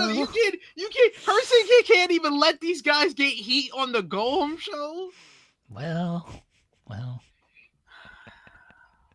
No, you know what I think they're gonna do? I think they're gonna have Ricochet and GOA win. It's gonna be Ricochet pinning MVP, and then Hurt Syndicate gonna be, you see, we put people over. You see, Lashley and Shelton gonna be here a year without. No, Lashley gonna be here a year without ever being pinned. Yeah, rules, real worker shit. Bobby Lashley, gotta respect it. I don't know. I don't know. I think Hurt Syndicate's winning, and they're just going to keep winning. So that's what Hurt Syndicate does. I don't know about that, Chief. I don't know. We'll see. We shall see. Toni Storm cut a promo, and she said, if you want to get down and dirty, then this is where to do it, and you better bring your best to if you you are what was the line? If you're not willing to put your life on the line every time you step in the ring, you ain't shit. That was the line. Sorry. I had to find it. Yeah, this was one of her better promos in recent history. I feel like Toni sometimes struggles to have the similar quality on the mic that she has when she really has something to sink her teeth into, because we'll of course praise and highlight the orgy promo, or the I'm here, I'm queer, and I'm timeless promo, or the promo on Mariah May ahead of Revolution. Those have been her highlights of this year. But when she doesn't have that feud to sink her teeth into, she sometimes struggles. So I haven't been that enthused in her promo work since All In. I think that the Mercedes stuff, she was, of course, the big highlight of that promo-wise. But coming out of that, I didn't really like all the promos heading into the Athena matchup. Haven't really liked the setup for this four-way. But I think that this was the best promo that she's cut in a number of weeks. She was really well done. Just bringing the charisma that Toni Storm is known for. And then they instantly were just let's make you not like this as much by having Jamie Hayter and Chris Statlander share the same mic and spotlight. I understood the point of this segment. I just didn't like it. Yeah. All right. I've made this reference before, but oh boy. We have a guest. I hope he knows we've got multiple guests planned for today. So we have a packed show, but we do have a guest, very regular on the show. He's our pal, our friend from many different outlets, Cam Hawkins. Cam, hi guys. What's up? I knew by the intro that this was Cam. Yeah, I knew by the intro. Everybody interrupting and not obeying schedules. Hey, how are you? I certainly don't mean to interrupt. I hope you guys are well. Oh, we're good. Yeah, we out here just flexing and shit, wearing a bra and shit. We're wearing a bra. What's the schedule like, Jeremy? Who you got planned? Who you got set up? Oh, we have Gates of Agony joining us at 12. Oh, fantastic! That's great. Yeah. Do you want to be part of this interview too? Sean's going to be part of this interview. We're just gonna. Those are my guys. That's a great segue. I actually I didn't know what the schedule was gonna look like on our end. I turned in my MVP feature yesterday at like 3, so I assumed it would be. It'll come out tomorrow at 5. I assumed it would come out tomorrow at 5. It came out an hour ago. Oh, okay. Oh, really? There you go. Yeah. And we did talk a little bit about the Gates of Agony. So shout out to my guys, man. Let's see what MVP says. Maybe I can bring this up to him and then get a reaction. It was cool. A big compliment. He's happy to be working with them. He thinks they passed the airport test. And, MVP absolutely comes from an era where, that was very important. He's looking forward to working with them, man. I thought Toleone and Bobby Lashley had a great match last night. I really enjoyed it. We were just talking about that. And Khan, at least for a while, Khan was living in San Antonio, so him and I got to know each other kind of then. We've talked a little bit about stuff he's interested in doing. I caught up with him at All In, so it's one of my guys. Yeah, man. So salute to the Gates of Agony. I love the look that they're getting. We talked about his relationship with Ricochet and how that's come to fruition, how that's come along. It is nice to see like two guys who respect each other so much, and then just punches him in the mouth last night, puts him across the building. I love that. But he is looking forward to that match. He's looking forward to seeing what he can do with those guys. So salute to everybody involved, man. Yeah. It was. We talked. We probably talked for a good like hour and a half before he was going to jiu-jitsu practice early last week, and a really fun conversation.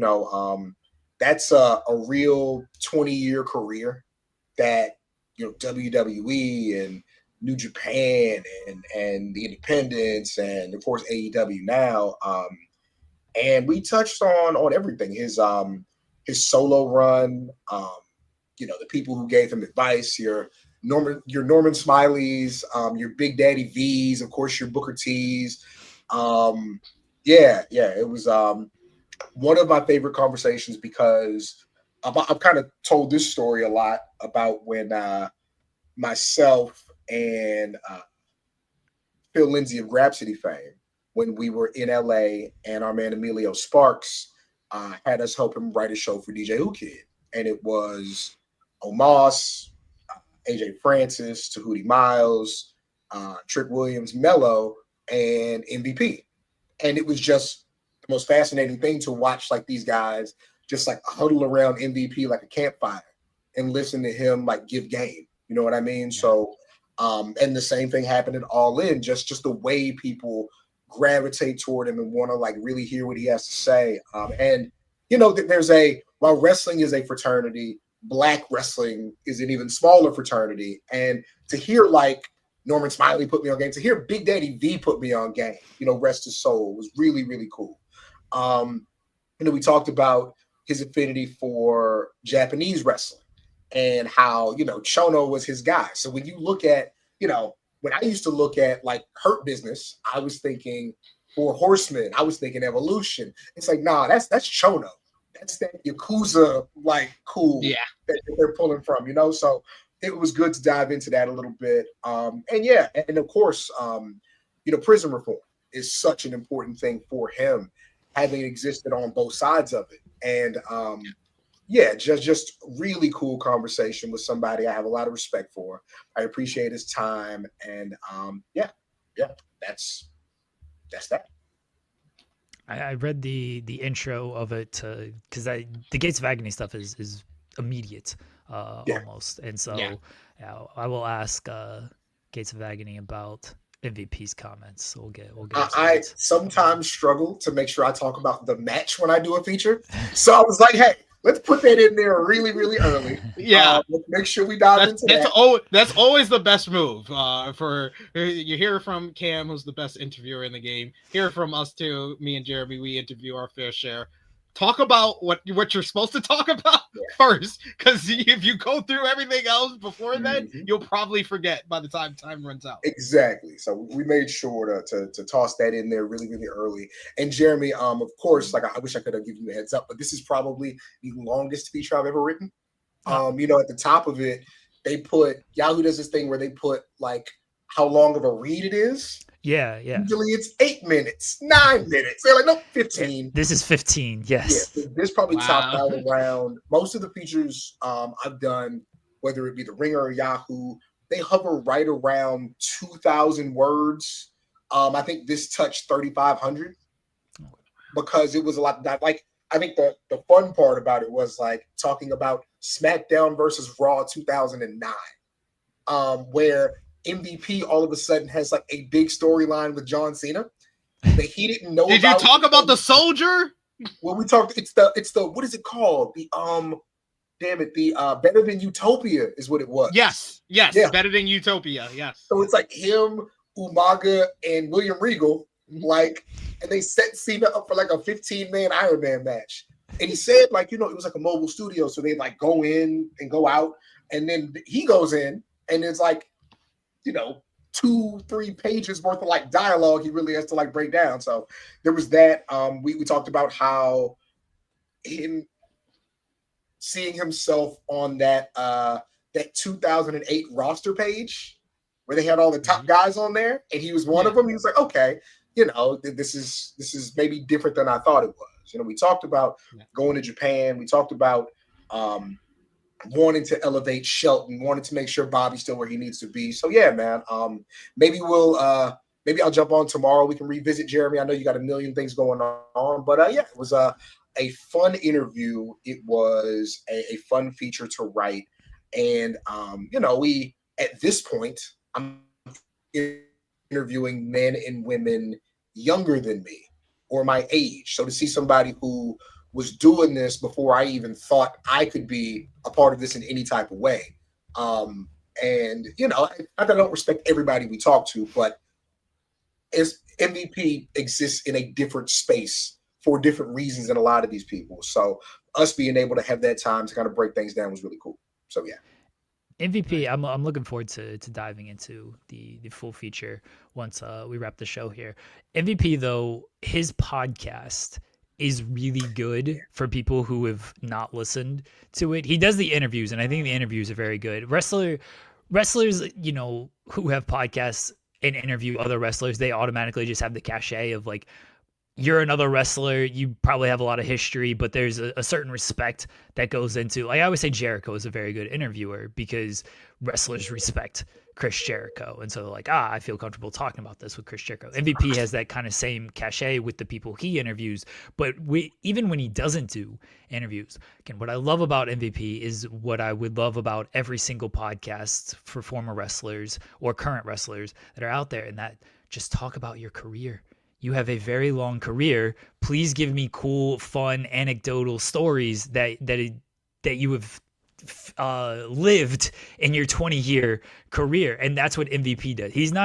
He talks, about current AEW. He's part of current AEW. So sure, talk about current AEW, but he's not going on about like, I can't believe that they booked John Cena's heel turn like this. Like I don't, MVP, like I know you're very knowledgeable. You're very great. I don't care about your opinion about John Cena's heel turn. And that's not exclusive to MVP. That's exclusive to any of these wrestlers out there giving their thoughts on John Cena's heel turns. Like, tell me about these awesome stories that you have lived in your career. Tell me about your travels. Tell me about, this match got changed because of this. Like, he tells this great story of like a finish got changed like in the middle of the match, and he has to, it's like, you're going over now. It's like, that's the shit I like to hear about.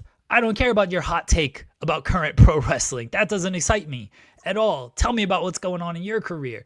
MVP does that very much in his podcast and gives you little intricacies of things. So I highly recommend MVP's podcast to anybody out there. He said, his podcast partner and his creative partner, Dwayne Swayze, he says, Dwayne always has questions for me about wrestling, about this thing that happened in wrestling or this thing that happened in the past. Our podcast format is Dwayne will ask me a question about something he's curious about, and I will break it down. And I was like, that's perfect. It's exactly what it should be, right? Like, yeah, he, like you said, just stories for days, and he's willing to share them if you're willing to listen. It is, again, just a wealth of knowledge. I enjoy talking to him in the way I enjoy talking to like a Jake the Snake. In that, I've seen it all, And so I can tell you about it all. In the same way, somebody brought up Bret Hart yesterday. You're not actually interviewing Bret Hart. You're hitting the button. You're saying, "Hi, Bret," and Bret's going. Bret is off to the races, baby. But yeah, it was a lot of fun to interview, a lot of fun to write. I think I shot it to him, so I'll see how much he likes it. That can always be fun on the back end. But yeah, and also the SP3 get on here and tell you about busting my ass in trivia. You talk about that? I have not. I was waiting for you to show up. Yeah. I've been ducking the smoke. But yeah, man, there is shout out to my man, Blue Magic Grind. Yes. He's hosting like a trivia show, and I lost my first like battle, and I get into like the losers bracket, and there's like 8 of us, and there's a big spin the wheel, and the last one alive advances. I was the last one alive, so I was like, okay, here we go. And it's like, you got SP3. I said, God damn. And I held my own for a while, man. He did. That wealth of knowledge came through, man.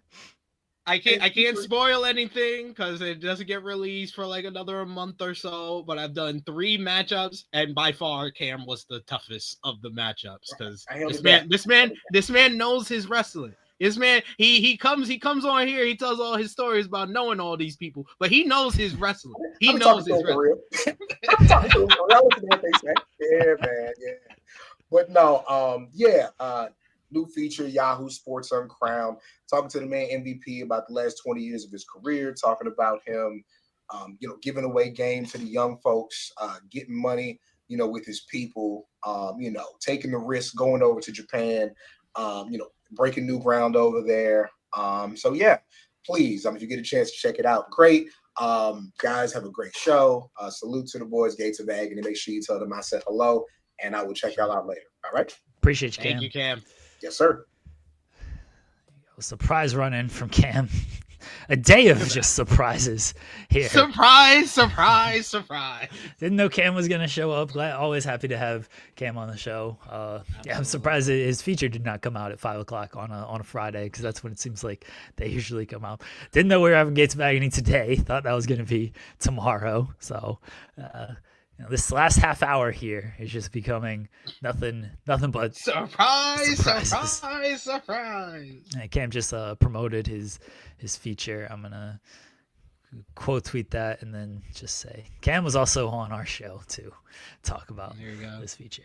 Let's kind of quickly get through the rest of. Okay, so the segment with Tony Storm. I make this reference a lot. The South Park wrestling episode where they feel like they're just like doing theater and everything. Tony Storm does that, and that's like her character and everything. Statlander and Jamie Hayter doing that's where I was like, all right, you guys are like doing a little too theatric here. And I think they were trying to just kind of be like Tony. Meet at Tony's level, but you can't. Yeah, it doesn't quite work. Statlander kind of lost me immediately when Hayter played it off better. I will. Say. Yeah. Statlander is like, I've never won the title. It's like, oh, and I don't even like deserve any of this. It's like, oh, okay. And then it was, I've never wrestled for this in 4 years. All right. Yeah. Wrestled for it in 4 years. Yeah, and then she hit her line, "You can't stop Stat." And I was like, and Hayter I was like, oh god, this Hayter feels like a WWE WWE revolving door promo where they come out and say their catchphrase. I was like, oh, you missed me. You lost me there. Yeah, I didn't love the revolving spotlight promos here. Well, Tony was very good, because this is Tony's forte.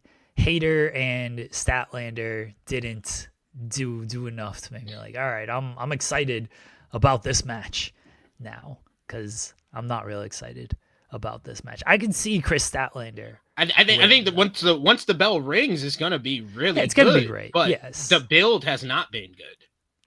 Yeah, the build is. They've just kind of been fighting, and Tony Storm's like, all right, I'll face all 4 of you. And it's like, okay, cool. That's cool. That's a cool match. Okay. I mean, again, Thekla and Aminata, that's been the rivalry, and they had a fantastic match. They had a great match. Yeah. They beat the hell out of each other. And it's They like were dangerous as hell at certain points, though. Yeah, it's like this could have been a blow off on pay-per-view instead of Thekla just kind of being insert. And look, I thought Thekla's promo was very good, mind you, and I thought her performance here in this match was very good. She feels like a very credible challenger to Toni She Storm. feels like it should just be her. Yeah, but it also feels like this should have been the blow-off match to the Aminata and Thekla feud that could have happened at the pay-per-view, because like I mentioned yesterday, you're sort of telegraphing the blow-off to this feud when one person's in a title match and the other person is not. You kind of know probably who's going to win, and that's exactly who won last night. Yeah, we got to give it up to both ladies. They looked really good. We are hitting that point where, yeah, we're gonna need that Queen Aminata big win, because she has come through for him and really stepped up during the absence of Jamie Hayter and in this rivalry with Thekla. So I want to see her get like rewarded for that by basically picking up a big win in the future. But you knew Thekla was going to win this one. I thought both ladies worked really hard to just beat the hell out of each other, and it wound up being a good matchup. The post match was an absolute mess, though. Oh my God. It started off fine with Thekla being like, calling out Toni, wanted to brawl with Toni. And I was like, okay, she brawls. Then Jamie and Statlander come out, and we have a four-way brawl, and we just separate each other. That seems like the simple way to build to this four-way. No, they wanted to be way too cute, and they had Hayter and Statlander come out. Statlander stops Hayter from coming into the ring. They start brawling at ringside. Then Wheeler Yuta comes out to talk to Stat. Then Marina Shafir comes out to stop Wheeler from talking to Stat. Then the Triangle of Madness comes out to jump Toni. Then Toni fights back. Toni washes everyone from Triangle of Madness. So that group is completely nerds and dweebs. Completely wipes them out. They run off. Hayter looks like she's going to give a clothesline, but obviously she's not, because she's waiting way too long to do it. And Toni turns around and they get separated from each other. I was just like, all of this, I feel like there was two good ideas in this thing combined with two other bad ideas, and they just put it all together into one goodish, baddish idea in this post-match. The build to this four-way has not been good. No. It'll be a great match. We're not knocking the match quality, because the matches, for the most part, deliver in AEW. Because the matches is up to the performers. The build is up to the booker. Yeah, the bookers are usually the ones who we're criticizing here, folks. Yeah, so I'm with you. It was a little disjointed, and they tried to just do too much. I think the purpose was, because Danielson mentioned, it's no DQ because it's a four-way match. And so they're trying to basically set up that we're probably going to get some interference from Triangle of Madness. Oh, yeah. And then the Death Riders helping out Statlander. And this is why I think Statlander might win. Whether, in the words of the British Bulldog Kid in 1992, whether she wants to or not, whether she accepts the help and is like, oh, okay, this is a good thing, or they help her and she just kind of has to take it almost, but is still feeling iffy about the help. I kind of think Statlander might win. And Toni, she didn't telegraph anything because she turned it back around. But when Toni was almost saying, if my reign ends this Saturday, I'm like, why are you talking about an ending here? It felt like she was almost coming to terms with it being over. You got it from there. I got more of we might see a title change from the Countdown show, because the Countdown show had that video package of four ways to die, and I'm a woman looking for my murder. I was like, oh, this sounds like she's setting up for her to lose this title in this four-way, which makes kind of sense because they would want to protect her. Hey, Sean. How are you, Sean? How's it going, guys? The mention of Aminata earlier and the big win she should get. I think that win should be Mercedes Moné for the TBS championship after Mercedes breaks that Jade record, because clearly they're going to have her break that as of now, and they should. But I believe Wrestle Dream would be beyond that point. I would have her do something. I mean, clearly Tekla went over last night, but they did it in such a great way. Like, I love the 3.01 kick out. But that's been the theme of this whole rivalry, is that they kick out of each other's fans and stuff and they're to shooting on each other. To the point to where everybody has thought that it's a shoot or botches or stuff like that. And they're just good at making you watch them fight. It was just, they're really good at that. And I think Aminata is a perfect person to catapult towards that, because I do think that with the way that the division is, the TBS title has been kind of viewed on a similar plane to the world title because of Mercedes holding it, but they have firmly established this summer that Toni Storm is the top star in that company for the women, because they've had her beat the ROH champion. They've had her beat the TBS champion. So they established that hierarchy. And I kind of respect that they did that, because there's a lot of places and times that are cowardly and won't do that. And they're like, no, Tony's the one. And then when Mercedes loses it, I think that it's added so much value to it. You can then make it that upper mid card championship, because there's not much of a lower or mid card for the women right now. Like that's just not it. That's going to ROH and competing for the TV title. That's what that is. And I don't think they need an ROH pure women's title. I wish they would have nixed that. I don't think they need 3 singles, 4 if you count the interim on ROH, before they need world tag titles. But I think that this fall should probably be the descent, the nosedive of Mercedes, and I think Aminata should be the beneficiary of such and really, really establish her. That's a great shout. I wasn't even thinking of that, but yeah, definitely that would be the big win to give someone like Aminata. And she had a pretty good matchup with Mercedes last year, so I wouldn't mind them running it back. But I think they're gonna have a lot of interference in this 4-way, mainly because you have to do a woman's blood and guts at this point. Like, you've done 47 all-star matches over the last 3 months. You gotta do the blood and guts at this point. Where would they do it? Happening. Yeah, I don't know if it's happening.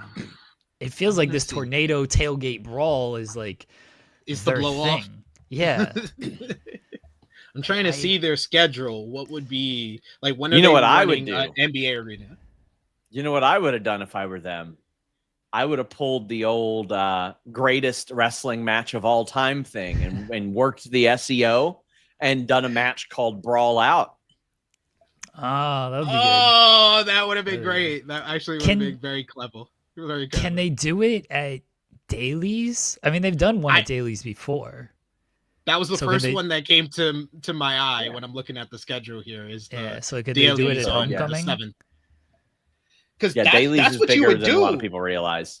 Yeah, that's what you would do to compete with NXT, is do blood and guts on that show, on the Title Tuesday show. My God, I forgot that that's on a Tuesday. Yeah, it's another busy night in a string of just them counter programming WWE. Every night's a busy night. Yeah. All right. Okay. So as I look at the potential schedule, I'm like, okay, that one makes sense. Obviously, you could in Newark as well. But I don't think that they would do it. Have they done that on a pay-per-view before? Has it always been on TV? I thought so. It's been on Dynamite. It's always been on TV. And now I do like that they have a variety of these kinds of matches that they can set up when appropriate, like Anarchy in the Arena, Stadium Stampede, the Lights Out cage now, all that. Listen, I do think that a Brawl Out match, listen, somebody Googles Brawl Out and the first link on Google is a sponsored thing and it leads right to the All Out pay-per-view.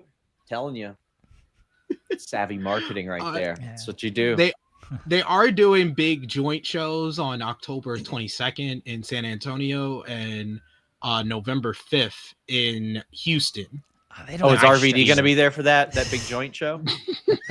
They don't need to stretch that out. The Houston show is in a music center. I can't imagine that's a big enough venue. Yeah, that's Yeah. I also want a feud that facilitates such, and like Aminata and Tekla absolutely does, because listen, they were beating each other up so bad that people were asking me in the Q&A, like, is this legit? But we have some guests to introduce now. Yes, if they're ready, they can give me a thumbs up. I'll pop them on here. All right, they are in action this Saturday. AEW All Out, 3 p.m. Eastern. It was available on HBO Max. It's available on Triller and pay-per-view as well. They'll be teaming with Ricochet against the Hurt Syndicate, MVP Bobby Lashley, and Shelton Benjamin. Bishop Khan, Toa Leona, the Gates of Agony. Guys, how you doing today? Good. How are you? Good. We appreciate you joining us. I don't know if you've seen this. It just came out a couple of hours ago. But MVP said nice things about you. I know you guys are gonna fight this weekend, but MVP said nice things about you. This is from Yahoo Sports. MVP said, Gates of Agony are two guys that I see money in. The first thing is they pass the airport test. When you see Bishop Khan and Toa, you see those guys walking, you just see them, you look at them, and you go, I don't know who they are, but they're somebody. They do something. And seeing as how there are three of them and there are three of us, it seemed like the right time to lace up the boots. In response to MVP and his compliment ahead of the show. I mean, he's been saying nice things about us since he's met us, right? Or even since he's seen us on Dynamite from months ago. He was like, those guys are going to be somebody. And he's speaking facts. Every time we're at the airport getting stopped, people are like, what do y'all do? Are y'all fighters? Are y'all pro athletes? Like, y'all do something because we look like money. Yeah, and then I think it's just he sees our work ethic behind it too. Like we don't just rely on our looks and what our potential can be. We're willing to work for everything we've gotten so far, and we want to continue to work more. Like this is just a scrape of the iceberg. So we're just happy that someone like him in his position and platform is putting a light on us when, you know, the only time we've ever gotten was very minimal. So this is a great experience and showcase for us. Yeah, he's spoken like pretty openly, like even to me about like how he wanted to work. Not just he wanted to work with you, he wanted Hurt Syndicate to work with you guys. And this came after reports of who they may not want to work with. He was very transparent. He said, "I want to work with those two guys." Then we see Dynamite last night, and Bobby Lashley's eating a Samoan drop on the apron. Maybe rethinking that a little bit. But how is that to get that reinforcement from guys who obviously you're going to get compared to a lot because of physical stature? Honestly, it's a little surreal. You think about just growing up watching wrestling back in the day, the physiques that these guys had, the people that I'm trying to emulate, we're trying to raise up to their standards. These guys are future Hall of Famers, all got their own legacies in their own right. And like, I can't honestly fathom like what's about to happen. Yeah. It's just insane to me. And to backpack on what you said, man, like the credibility that these guys hold, like for us, we've always had confidence in what we're capable of doing, but we're also realistic. So until we do something, can we do it? Like a good example is like, oh, I lifted this for X amount of weight. I should be able to do this for one. Well, until you do it, can you? So that's how we felt like our entire career is like, we know we can move. We know we can do everything in the ring. We know we can do everything outside the ring. But until we got an opportunity to do it, can you really? So I believe like even just last night or even this entire program in itself, like we're showcasing the world like, yeah, we can do it. So just to get that credibility and that stamp of approval from the Hurt Syndicate, man, it speaks volumes. Someone else you've received a stamp of approval or a stamp of legitimacy from is Ricochet. So how did this kind of partnership, this team with Ricochet come together? And for both of you, this is not the first time you've been in a group in AEW. How does it compare to your last experience with Prince Nana and Swerve Strickland and Mogul Embassy? Yeah. I mean, for me, man, for him too, is just like, we're tired of being background dancers. I mean, like, yeah, we are muscle, but we're way more than that. And Ricochet saw that. Even from our first beginnings of like just having conversations when the group started forming of like what we want to get out of it. It's like, hey, whatever you need, we're here for you.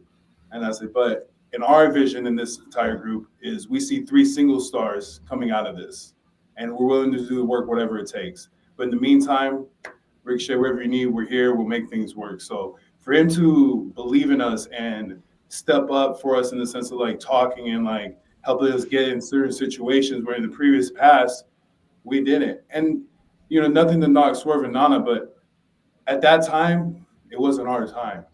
And everything happens for a reason, because I love that. I love what we did with Swerve and Nana. Like, we told great stories. Everything was phenomenal. We got to showcase what we can do, which led into this opportunity. So I'm not going to be resentful of what could have happened.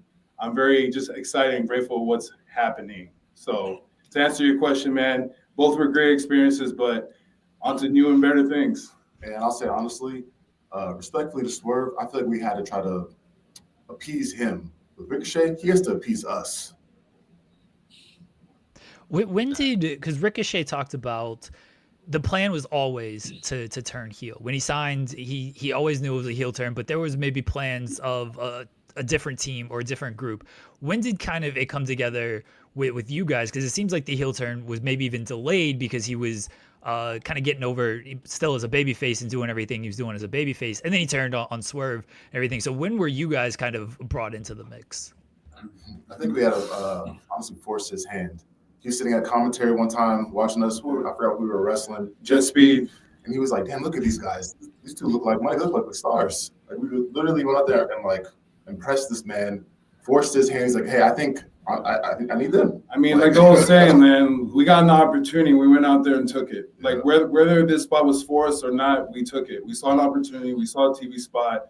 We saw someone that equally wanted to work as hard as us. And we just became undeniable. They had no choice but to take us. It emerged recently that you guys signed new multi-year contracts. I mean, I know that AEW, in me speaking to certain people, they were like, yeah, it's been important for us to retain those guys because we know what their future is going to hold.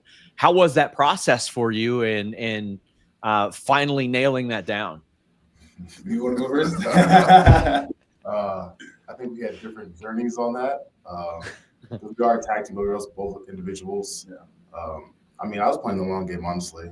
To me, this is like an NFL deal. I'm holding out until things best for me and my family and like what I want to do in my career. So, and I signed early, and that's the one thing with me and him, man. Even when we first got brought together, we understood what it was. Like, we both have envisioned us as being single stars, and when we got brought together to be a tag, we both looked at each other like, man, you ready to be the best tag team we can be? We had the same mindset, but we understood each other's like individuality and like what we have to worry about in our day-to-day lives. Like, for me, taking care of security and stuff like that, because this is my first time like in the big leagues. So I had to really lock down and make sure I got my financials taken care of. Like, you know, as you can see, like, I'm a father of a type 1 diabetic. So like, I got to pay for all this insulin. I got to take care of her. Like, I got all these things that I got to worry about. So for me, it was different.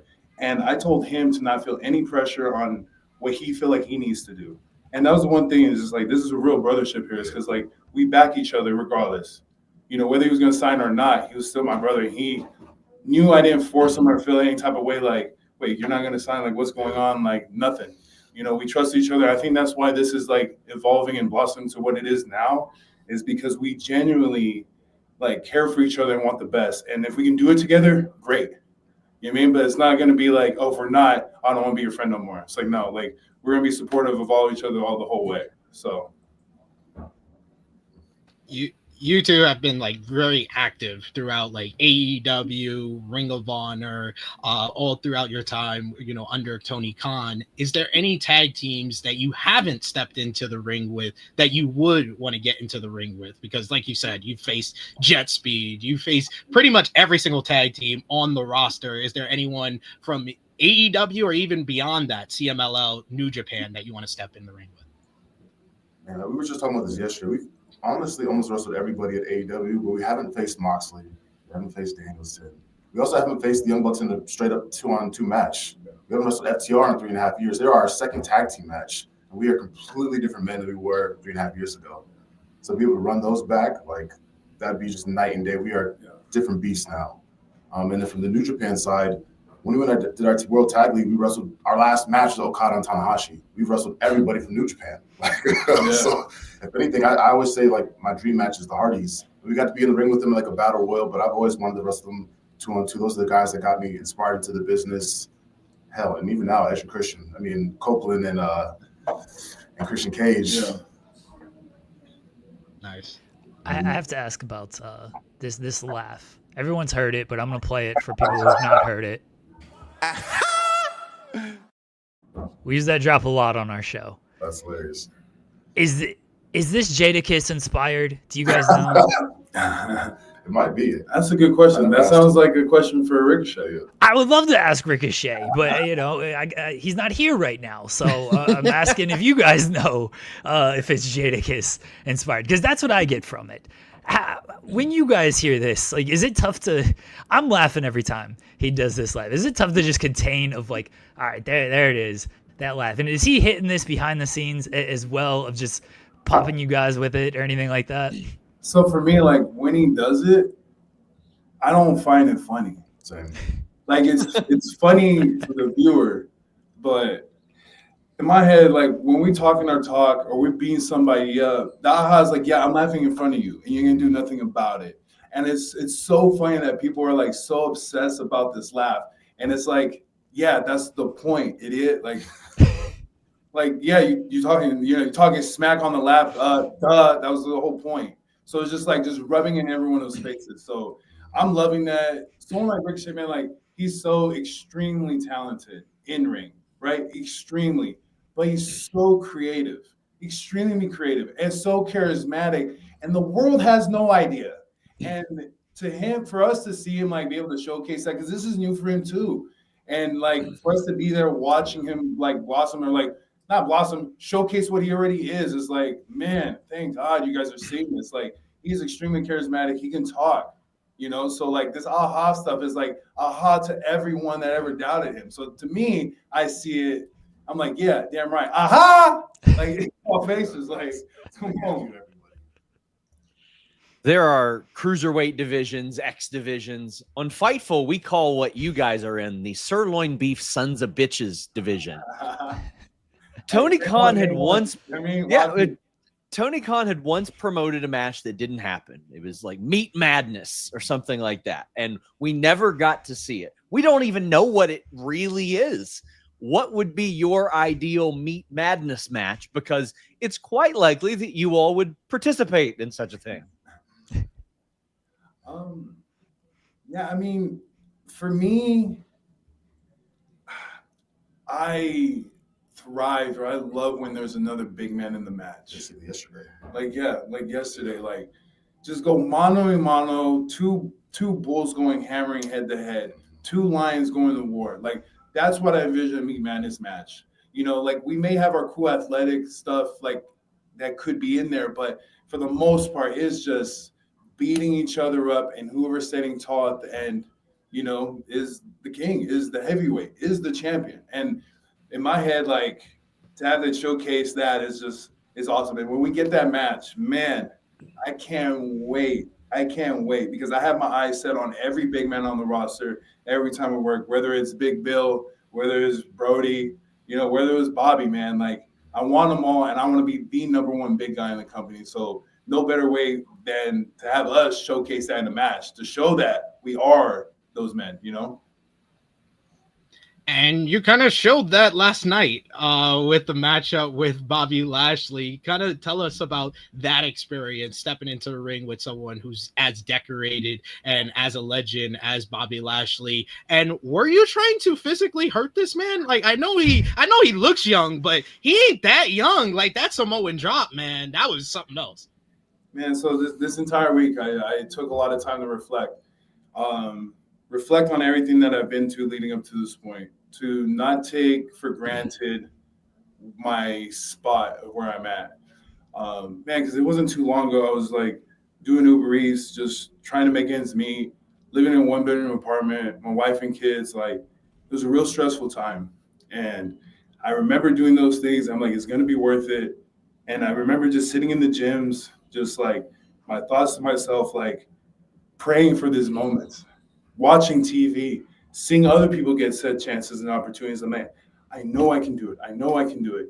And then just every time leading all the way up to it, whether it's like, my first FTR match in Orlando Dark, or whether it's like our first big opportunity with Swerve and Ospreay, like every time we got a chance, we showed up. So I had that chance to reflect on that, and like that match, man, I was ready. Like there was not one thing in my head, like during the match where I felt self-conscious or anything like that. Like, don't get me wrong, damn near had a panic attack the day before, but I put myself in that situation purposefully because my entire life, anytime that my back was against the wall, I always fought out on top. So it might not be the healthiest thing to do, but I definitely put myself in a mental situation in space that I'm fighting out of this and we're going to come out on top. So to have a chance to like really do that with Bobby Lashley last night, man, it's just extremely surreal. Oh, Bishop Toa, we appreciate you joining us here today. Let everybody know where they can find you at, and AEW All Out this weekend, this Saturday, 3 p.m. Eastern, HBO Max. Yes, sir. Yeah, you can follow me at the con on Instagram and Twitter. Same for me. I'm Toa Leona. All right, thanks, guys. Again, Gates of Agony and Ricochet against Hurt Syndicate, MVP, Bobby Lashley, Shelton Benjamin this Saturday, AEW All Out. 2 p.m. is AEW Tailgate Brawl on TNT. 3 p.m. is the pay-per-view, HBO Max, Chiller, payperview.com, all those places. Guys, thank you again for joining us. Hey, make sure y'all tap in. That's not a request. That's the demand. Thanks, guys. Thank you, fellas. Thank you. There we go. Gates of Agony. We appreciate it. Sean, thank you. I told the story. I told the story on air of the scheduling and the logistics that had to go into this, but appreciate you getting everything. I gotta thank Danny of AEW PR for being flexible with this as well. And usually I don't want to say they as in AEW, but a lot of wrestling companies want you to make sure that you record the interview specifically. That way they can take out anything. And he was like, yeah, let's do it. All for our guys getting live reps. And I thought they were fantastic. I really loved them. I've watched Khan for 7-8 years now. Since he was the Ring of Honor days. The Ring of Honor days when he was teaming with, was it Moses that he teamed with back then? Yeah. The Sons of Savagery. Sounds of Savagery. And then they joined up with Shane Taylor Promotions. Yep. I was a big Shane Taylor guy. Always have been. And I knew that if he was taking them on, like they were somebody to pay attention to because he usually has a keen eye. But thank you, gentlemen, very much. Thanks, Sean. Thank you, Sean. Enjoy your day. Talk to you later. See you guys. Yeah. Bye. Yeah. I'll be back in 2 hours, 45 minutes for the Solo Tone Zone. Oh, shit. The that's Tone today. Zone. Oh, Look man. at that. Oh, yeah. By the way, Sean, Becky Lynch is talking about me, right? Yeah. I almost said something just now, and I just don't want to get in trouble. Yeah. I don't want to get in trouble or get anybody else in trouble. So I just didn't, man. But I just saw that she did a This Is Sports Center commercial, and I love those. Like, ooh, I've got she did one back in like 2018. Yeah, is this a new one? Yeah, she did. Yeah, I think so. Okay. Maybe. Let me see. Yeah, she did one way back in the day. She was wearing the women's title back then. Yeah, the Raw. Wasn't it the Raw Women's Championship back then? I think it was the Raw. Yeah, it was the old one. It was the old one. Okay. All right. Okay. Man. But like at one point I had like I was inspired by ESPN and Sports Center, like more than like I didn't read Meltzer, Mike Johnson, those people when I was growing up. I no offense to them, I just didn't. And I had like a bunch of Welcome to Fightful skits written. And one of them I was so excited to do. And then Will got hired by AEW. But it was going to be me and Denise in the front seat of a car while Will was in the back seat singing Mariah Carey like in Rush Hour. Like the little girl. I was so excited for that. And we never got to do it. So when that happened, I was so pissy in my pants, I just tabled the whole concept. I was like, no, I'm not gonna do a skit where me and Lady Frost are moving the thermostat up and down. I'm not doing it. That's awesome. Go figure. You need to bring these back. You need to actually we Yeah. need to do these. Yeah, we'll do some. We for sure will. I mean, listen, I'm heading to Indianapolis tomorrow to do some media, but other than that, I've got WrestleCade in November.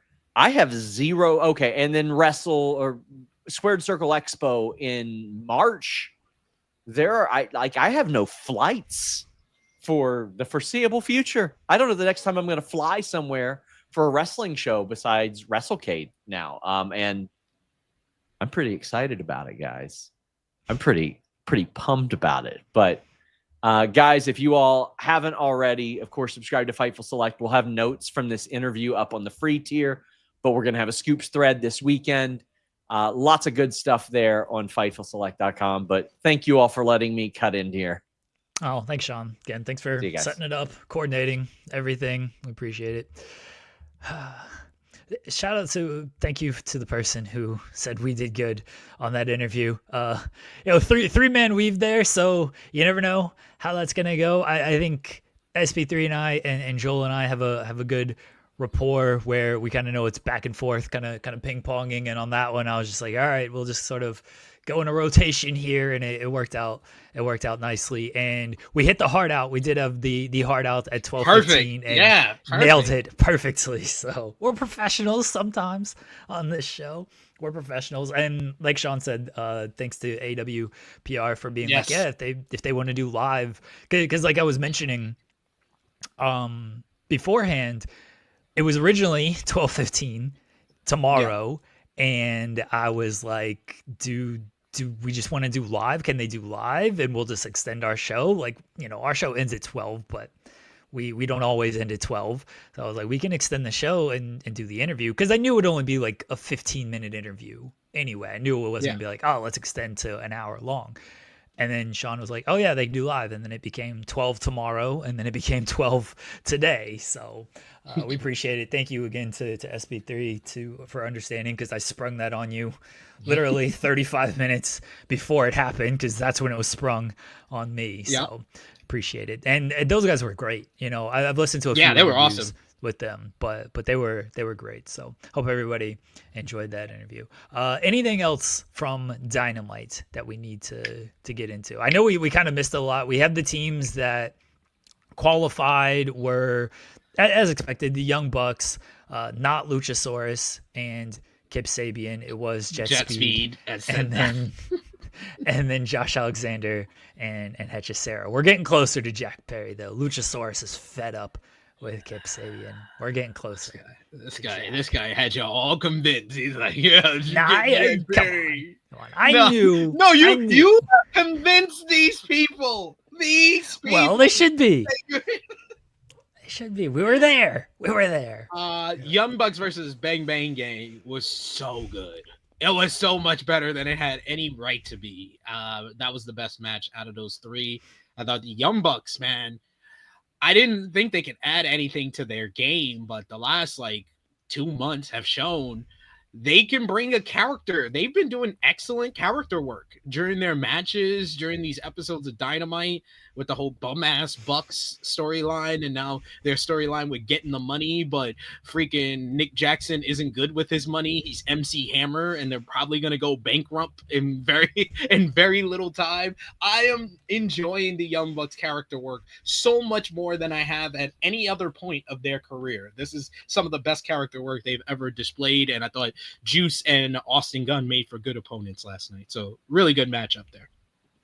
And Mascara Dorado did win against Beast Mortos, as the independent company in Mexico told you was going to happen. Kinda did. And that springboard dive he did to Okada. Oh, that was so crazy. Good. Bless Okada for doing that catch, because he could have mailed that one in, but he was like, nah, I gotta make sure my guy's good. Here. I gotta actually work. Catch. Damn. Yeah. That was a good catch by Okada. And Moxley and Roddy was good. Yes, that was a fantastic match. I really enjoyed that match. And then we forgot the best part of the whole show. Darby Allin's sit down with Bryan Danielson. That was the best part of it. That was the only thing better than Hope and Christian and FTR promo go home segment. That was the best go home segment of the night for me. Was Darby so earnestly talking about the trip up Mount Everest, showing the clips of his actual like confessionals and him like crying over the dead bodies, and then how that relates to his current storyline with Moxley, how Moxley has tried to take people's careers and what he did to Bryan, and he didn't want Bryan to get involved, and Bryan was like, I promise, but you got to make me a promise, and then whispers in his ear, so we have something to kind of like play off and going into the pay-per-view. That was really good for a go home show that had no interaction between the two opponents. That was as good as a final build to the matchup could have been. The sit down was very good. This is not a knock on the segment. This is I've heard this before, and so it didn't register with me as much. Like Darby talking about like climbing Everest and why he wanted to do it and everything. I've heard that multiple times in multiple interviews. I was like, okay, I've heard this information. It's still a good promo. For people who have not heard it, it makes a lot of sense in the context of wrestling. But for someone like me who's consumed a lot of Darby content since he's been back, I'm like, oh, I've heard all of these talking points before. But the Danielson part of it, where promise me you're not going to interfere, and Danielson's, you make me a promise. I also like that afterwards, where I think it was Taz. He's like, well, what'd you say to him? And Danielson's like, well, I'm going to keep that between us. That was a good follow up from Taz of like, yeah, you should ask. Like, you're not going to get an answer. We know you're not going to get an answer, but like showing that asking is showing that you are paying attention and that you care, that it matters. It was Excalibur that's because I wanted to mention Taz has been a lot better, a lot more palatable with Bryan Danielson that's sitting next to him. I think that Bryan's authentic and genuine enthusiasm for everything going on in the ring is rubbing off on Taz. Well, good. Honestly, good. And I think taking Shivani and having him do the in-ring stuff is a lot better as well. So I thought it was Dynamite / Collision, September to remember.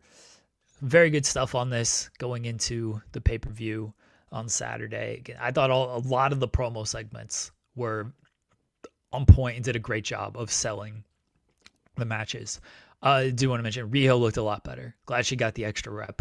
She did. She looked a lot better. I still worry about this matchup because Rio's best matches is again people that are more power based, bigger than her. And everybo's bigger than her. She's 98 pounds, damn it. Mercedes is not, unless she has high heels on. She is not bigger than her. Marina and Roddy. That was the one thing that I was like, why are they acting like they're not married? Haven't they mentioned this before? No, they haven't. They haven't. Really? They've been adamant not to mention it since Marina started the Death Riders role. Yeah. So, and I could be completely misremembering. And my memory is not good. Everyone knows this. I thought there was some sort of video with Roddy before Marina was doing Death Rider stuff, and Marina was there and mentioned in like it's probably before the Death Rider stuff, but since the Death Riders thing, no, they've been very adamant to they've been adamant not to, but that doesn't mean like it's still not a thing. Like everyone knows it's a thing. I don't think everyone knows, to be honest, because I think that would have gotten a bigger reaction if everyone already knew. Well, I did like Taz being like, Marina seems infatuated with Roddy. Like, that was a little nod there. Yeah, since the Death Rider stuff, I know it hasn't been mentioned. I'm just trying to remember if it's been mentioned at all on AEW television. That's what. I think you're definitely right. It has been mentioned at some point, just prior to the Death Riders. All right, SP3. What time is it? Didn't even realize. We're past the time, honestly. Way past time, but we're way past always the time. So it is time for the C-suite. The C-suite. It's time for the C-suite. The C-suite. It's time for the C-suite. the C-suite. It's time for the C-suite, where we watch C-level WWE shows in the C-suite. Gonna go over it very quickly because don't have that much time. But WWE Evolve last night. You had the headline bout, which was an I Quit matchup between Kendall Gray and Wendy Chu, culminating the weeks and weeks of drama that's been going on between these two ladies. Had a very physical matchup. It was Kendall Gray using a steel chair to injure the arm of Wendy Chu. That set up Wendy Chu saying her first words on WWE TV, which was I Quit. As Kendall Gray with the best spear in the game, now she's got the best cross arm breaker in the game. She picked up the win. Unfortunately, my boys, the party's here. Swipe right, throw your V's up in the chat. Vanity Project.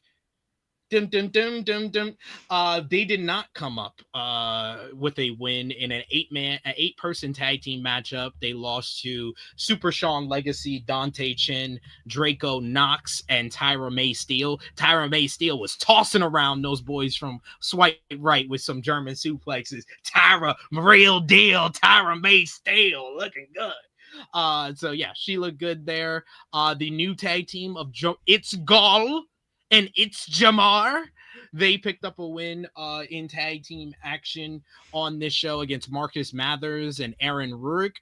So that was mostly what happened on Evolve this week. Over on LFG, the playoffs have started, and it's come down. We know who are the female representatives for each of the team. Probably the hardest pick was the team Undertaker, with Undertaker having to choose between the woman who will reshape the women's division of WWE and Bailey Humphrey versus Danny Skelensky.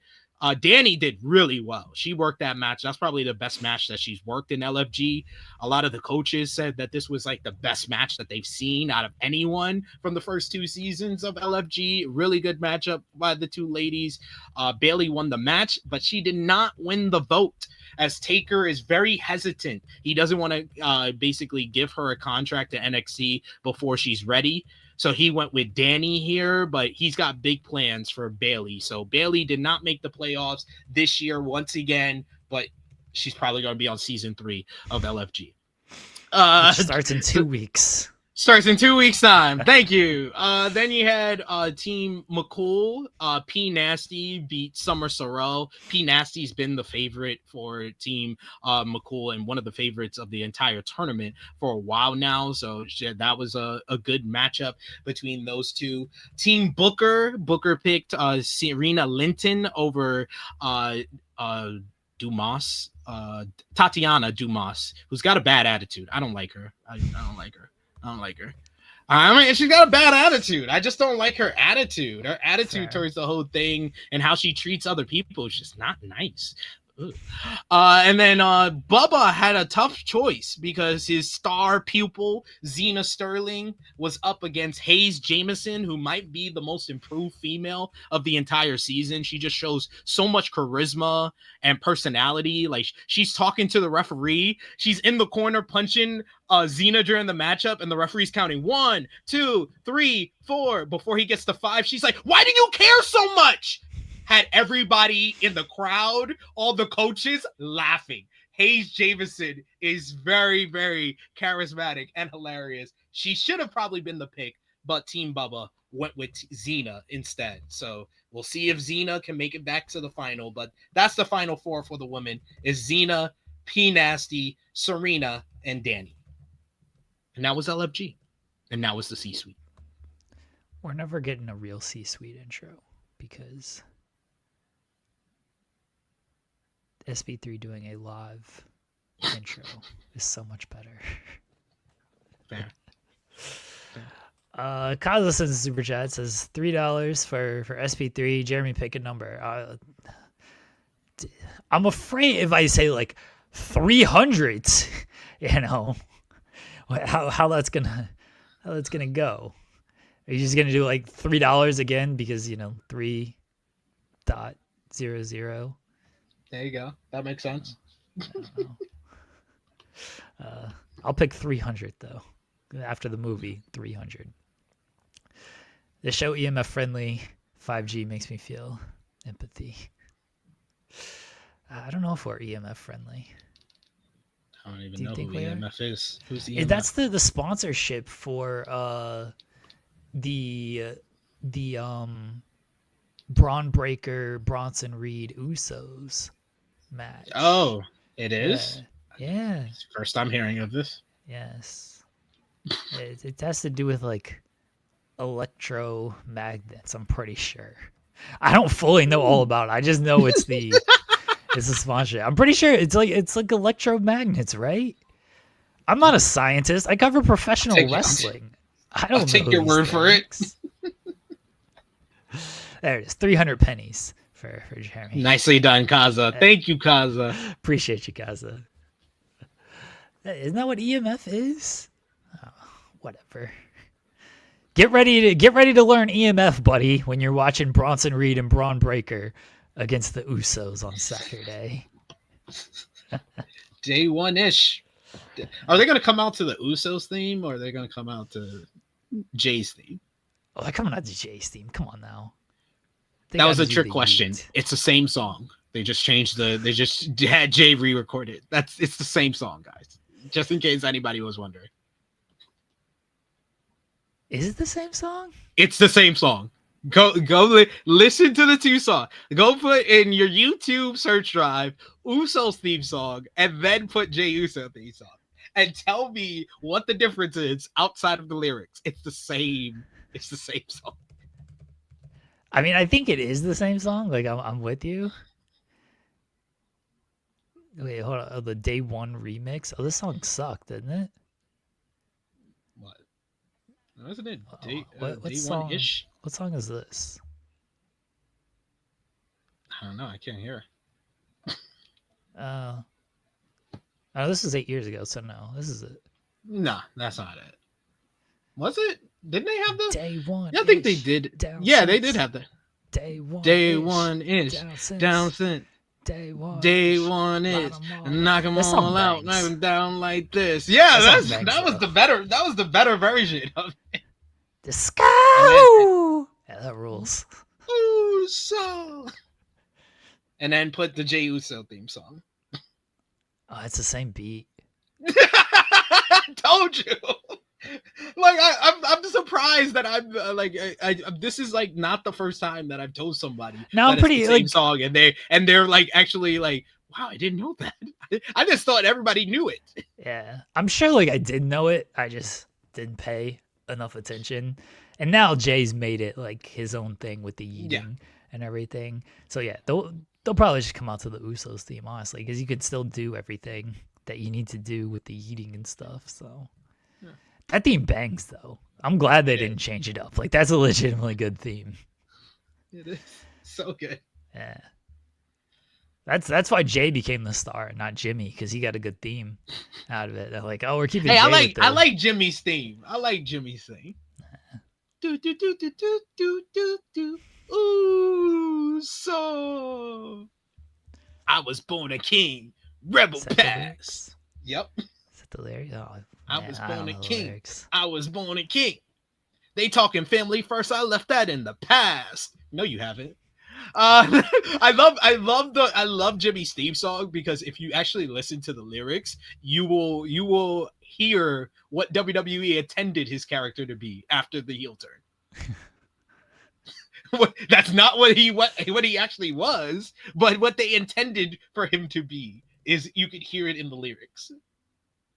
Yeah. They didn't care about Jimmy.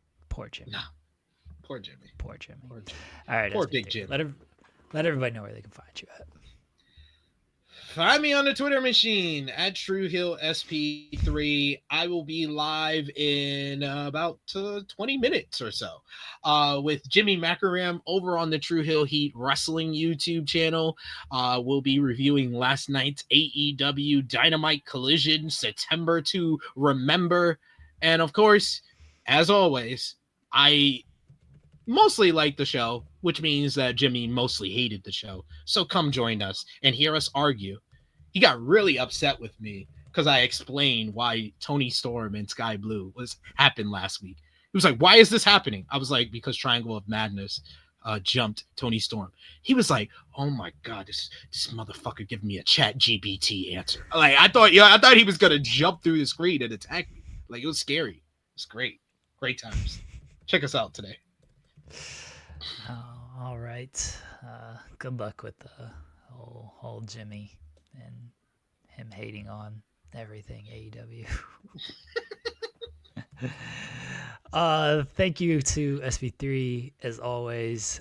Thank you to Cam for popping on the show. Thank you to Sean for popping on the show. Thank you to Bishop Khan and Toa Leona, Gates of Agony, for joining the show. Thanks to AEW for setting that all up and getting that scheduled. Appreciate everybody listening, joining us as well. Again, I apologize for the schedule shift, but also it kind of worked out in the end. It was a good thing with the schedule shift. It was not like we lost anything. We just got things a day early on there. So appreciate everybody for hanging out with us. We'll be back tomorrow, 10 a.m. Eastern. Joel is back. He was live at Dynamite last night, so he will bury the show, I assume, because it's Joel and he doesn't like AEW. So we'll see how that goes.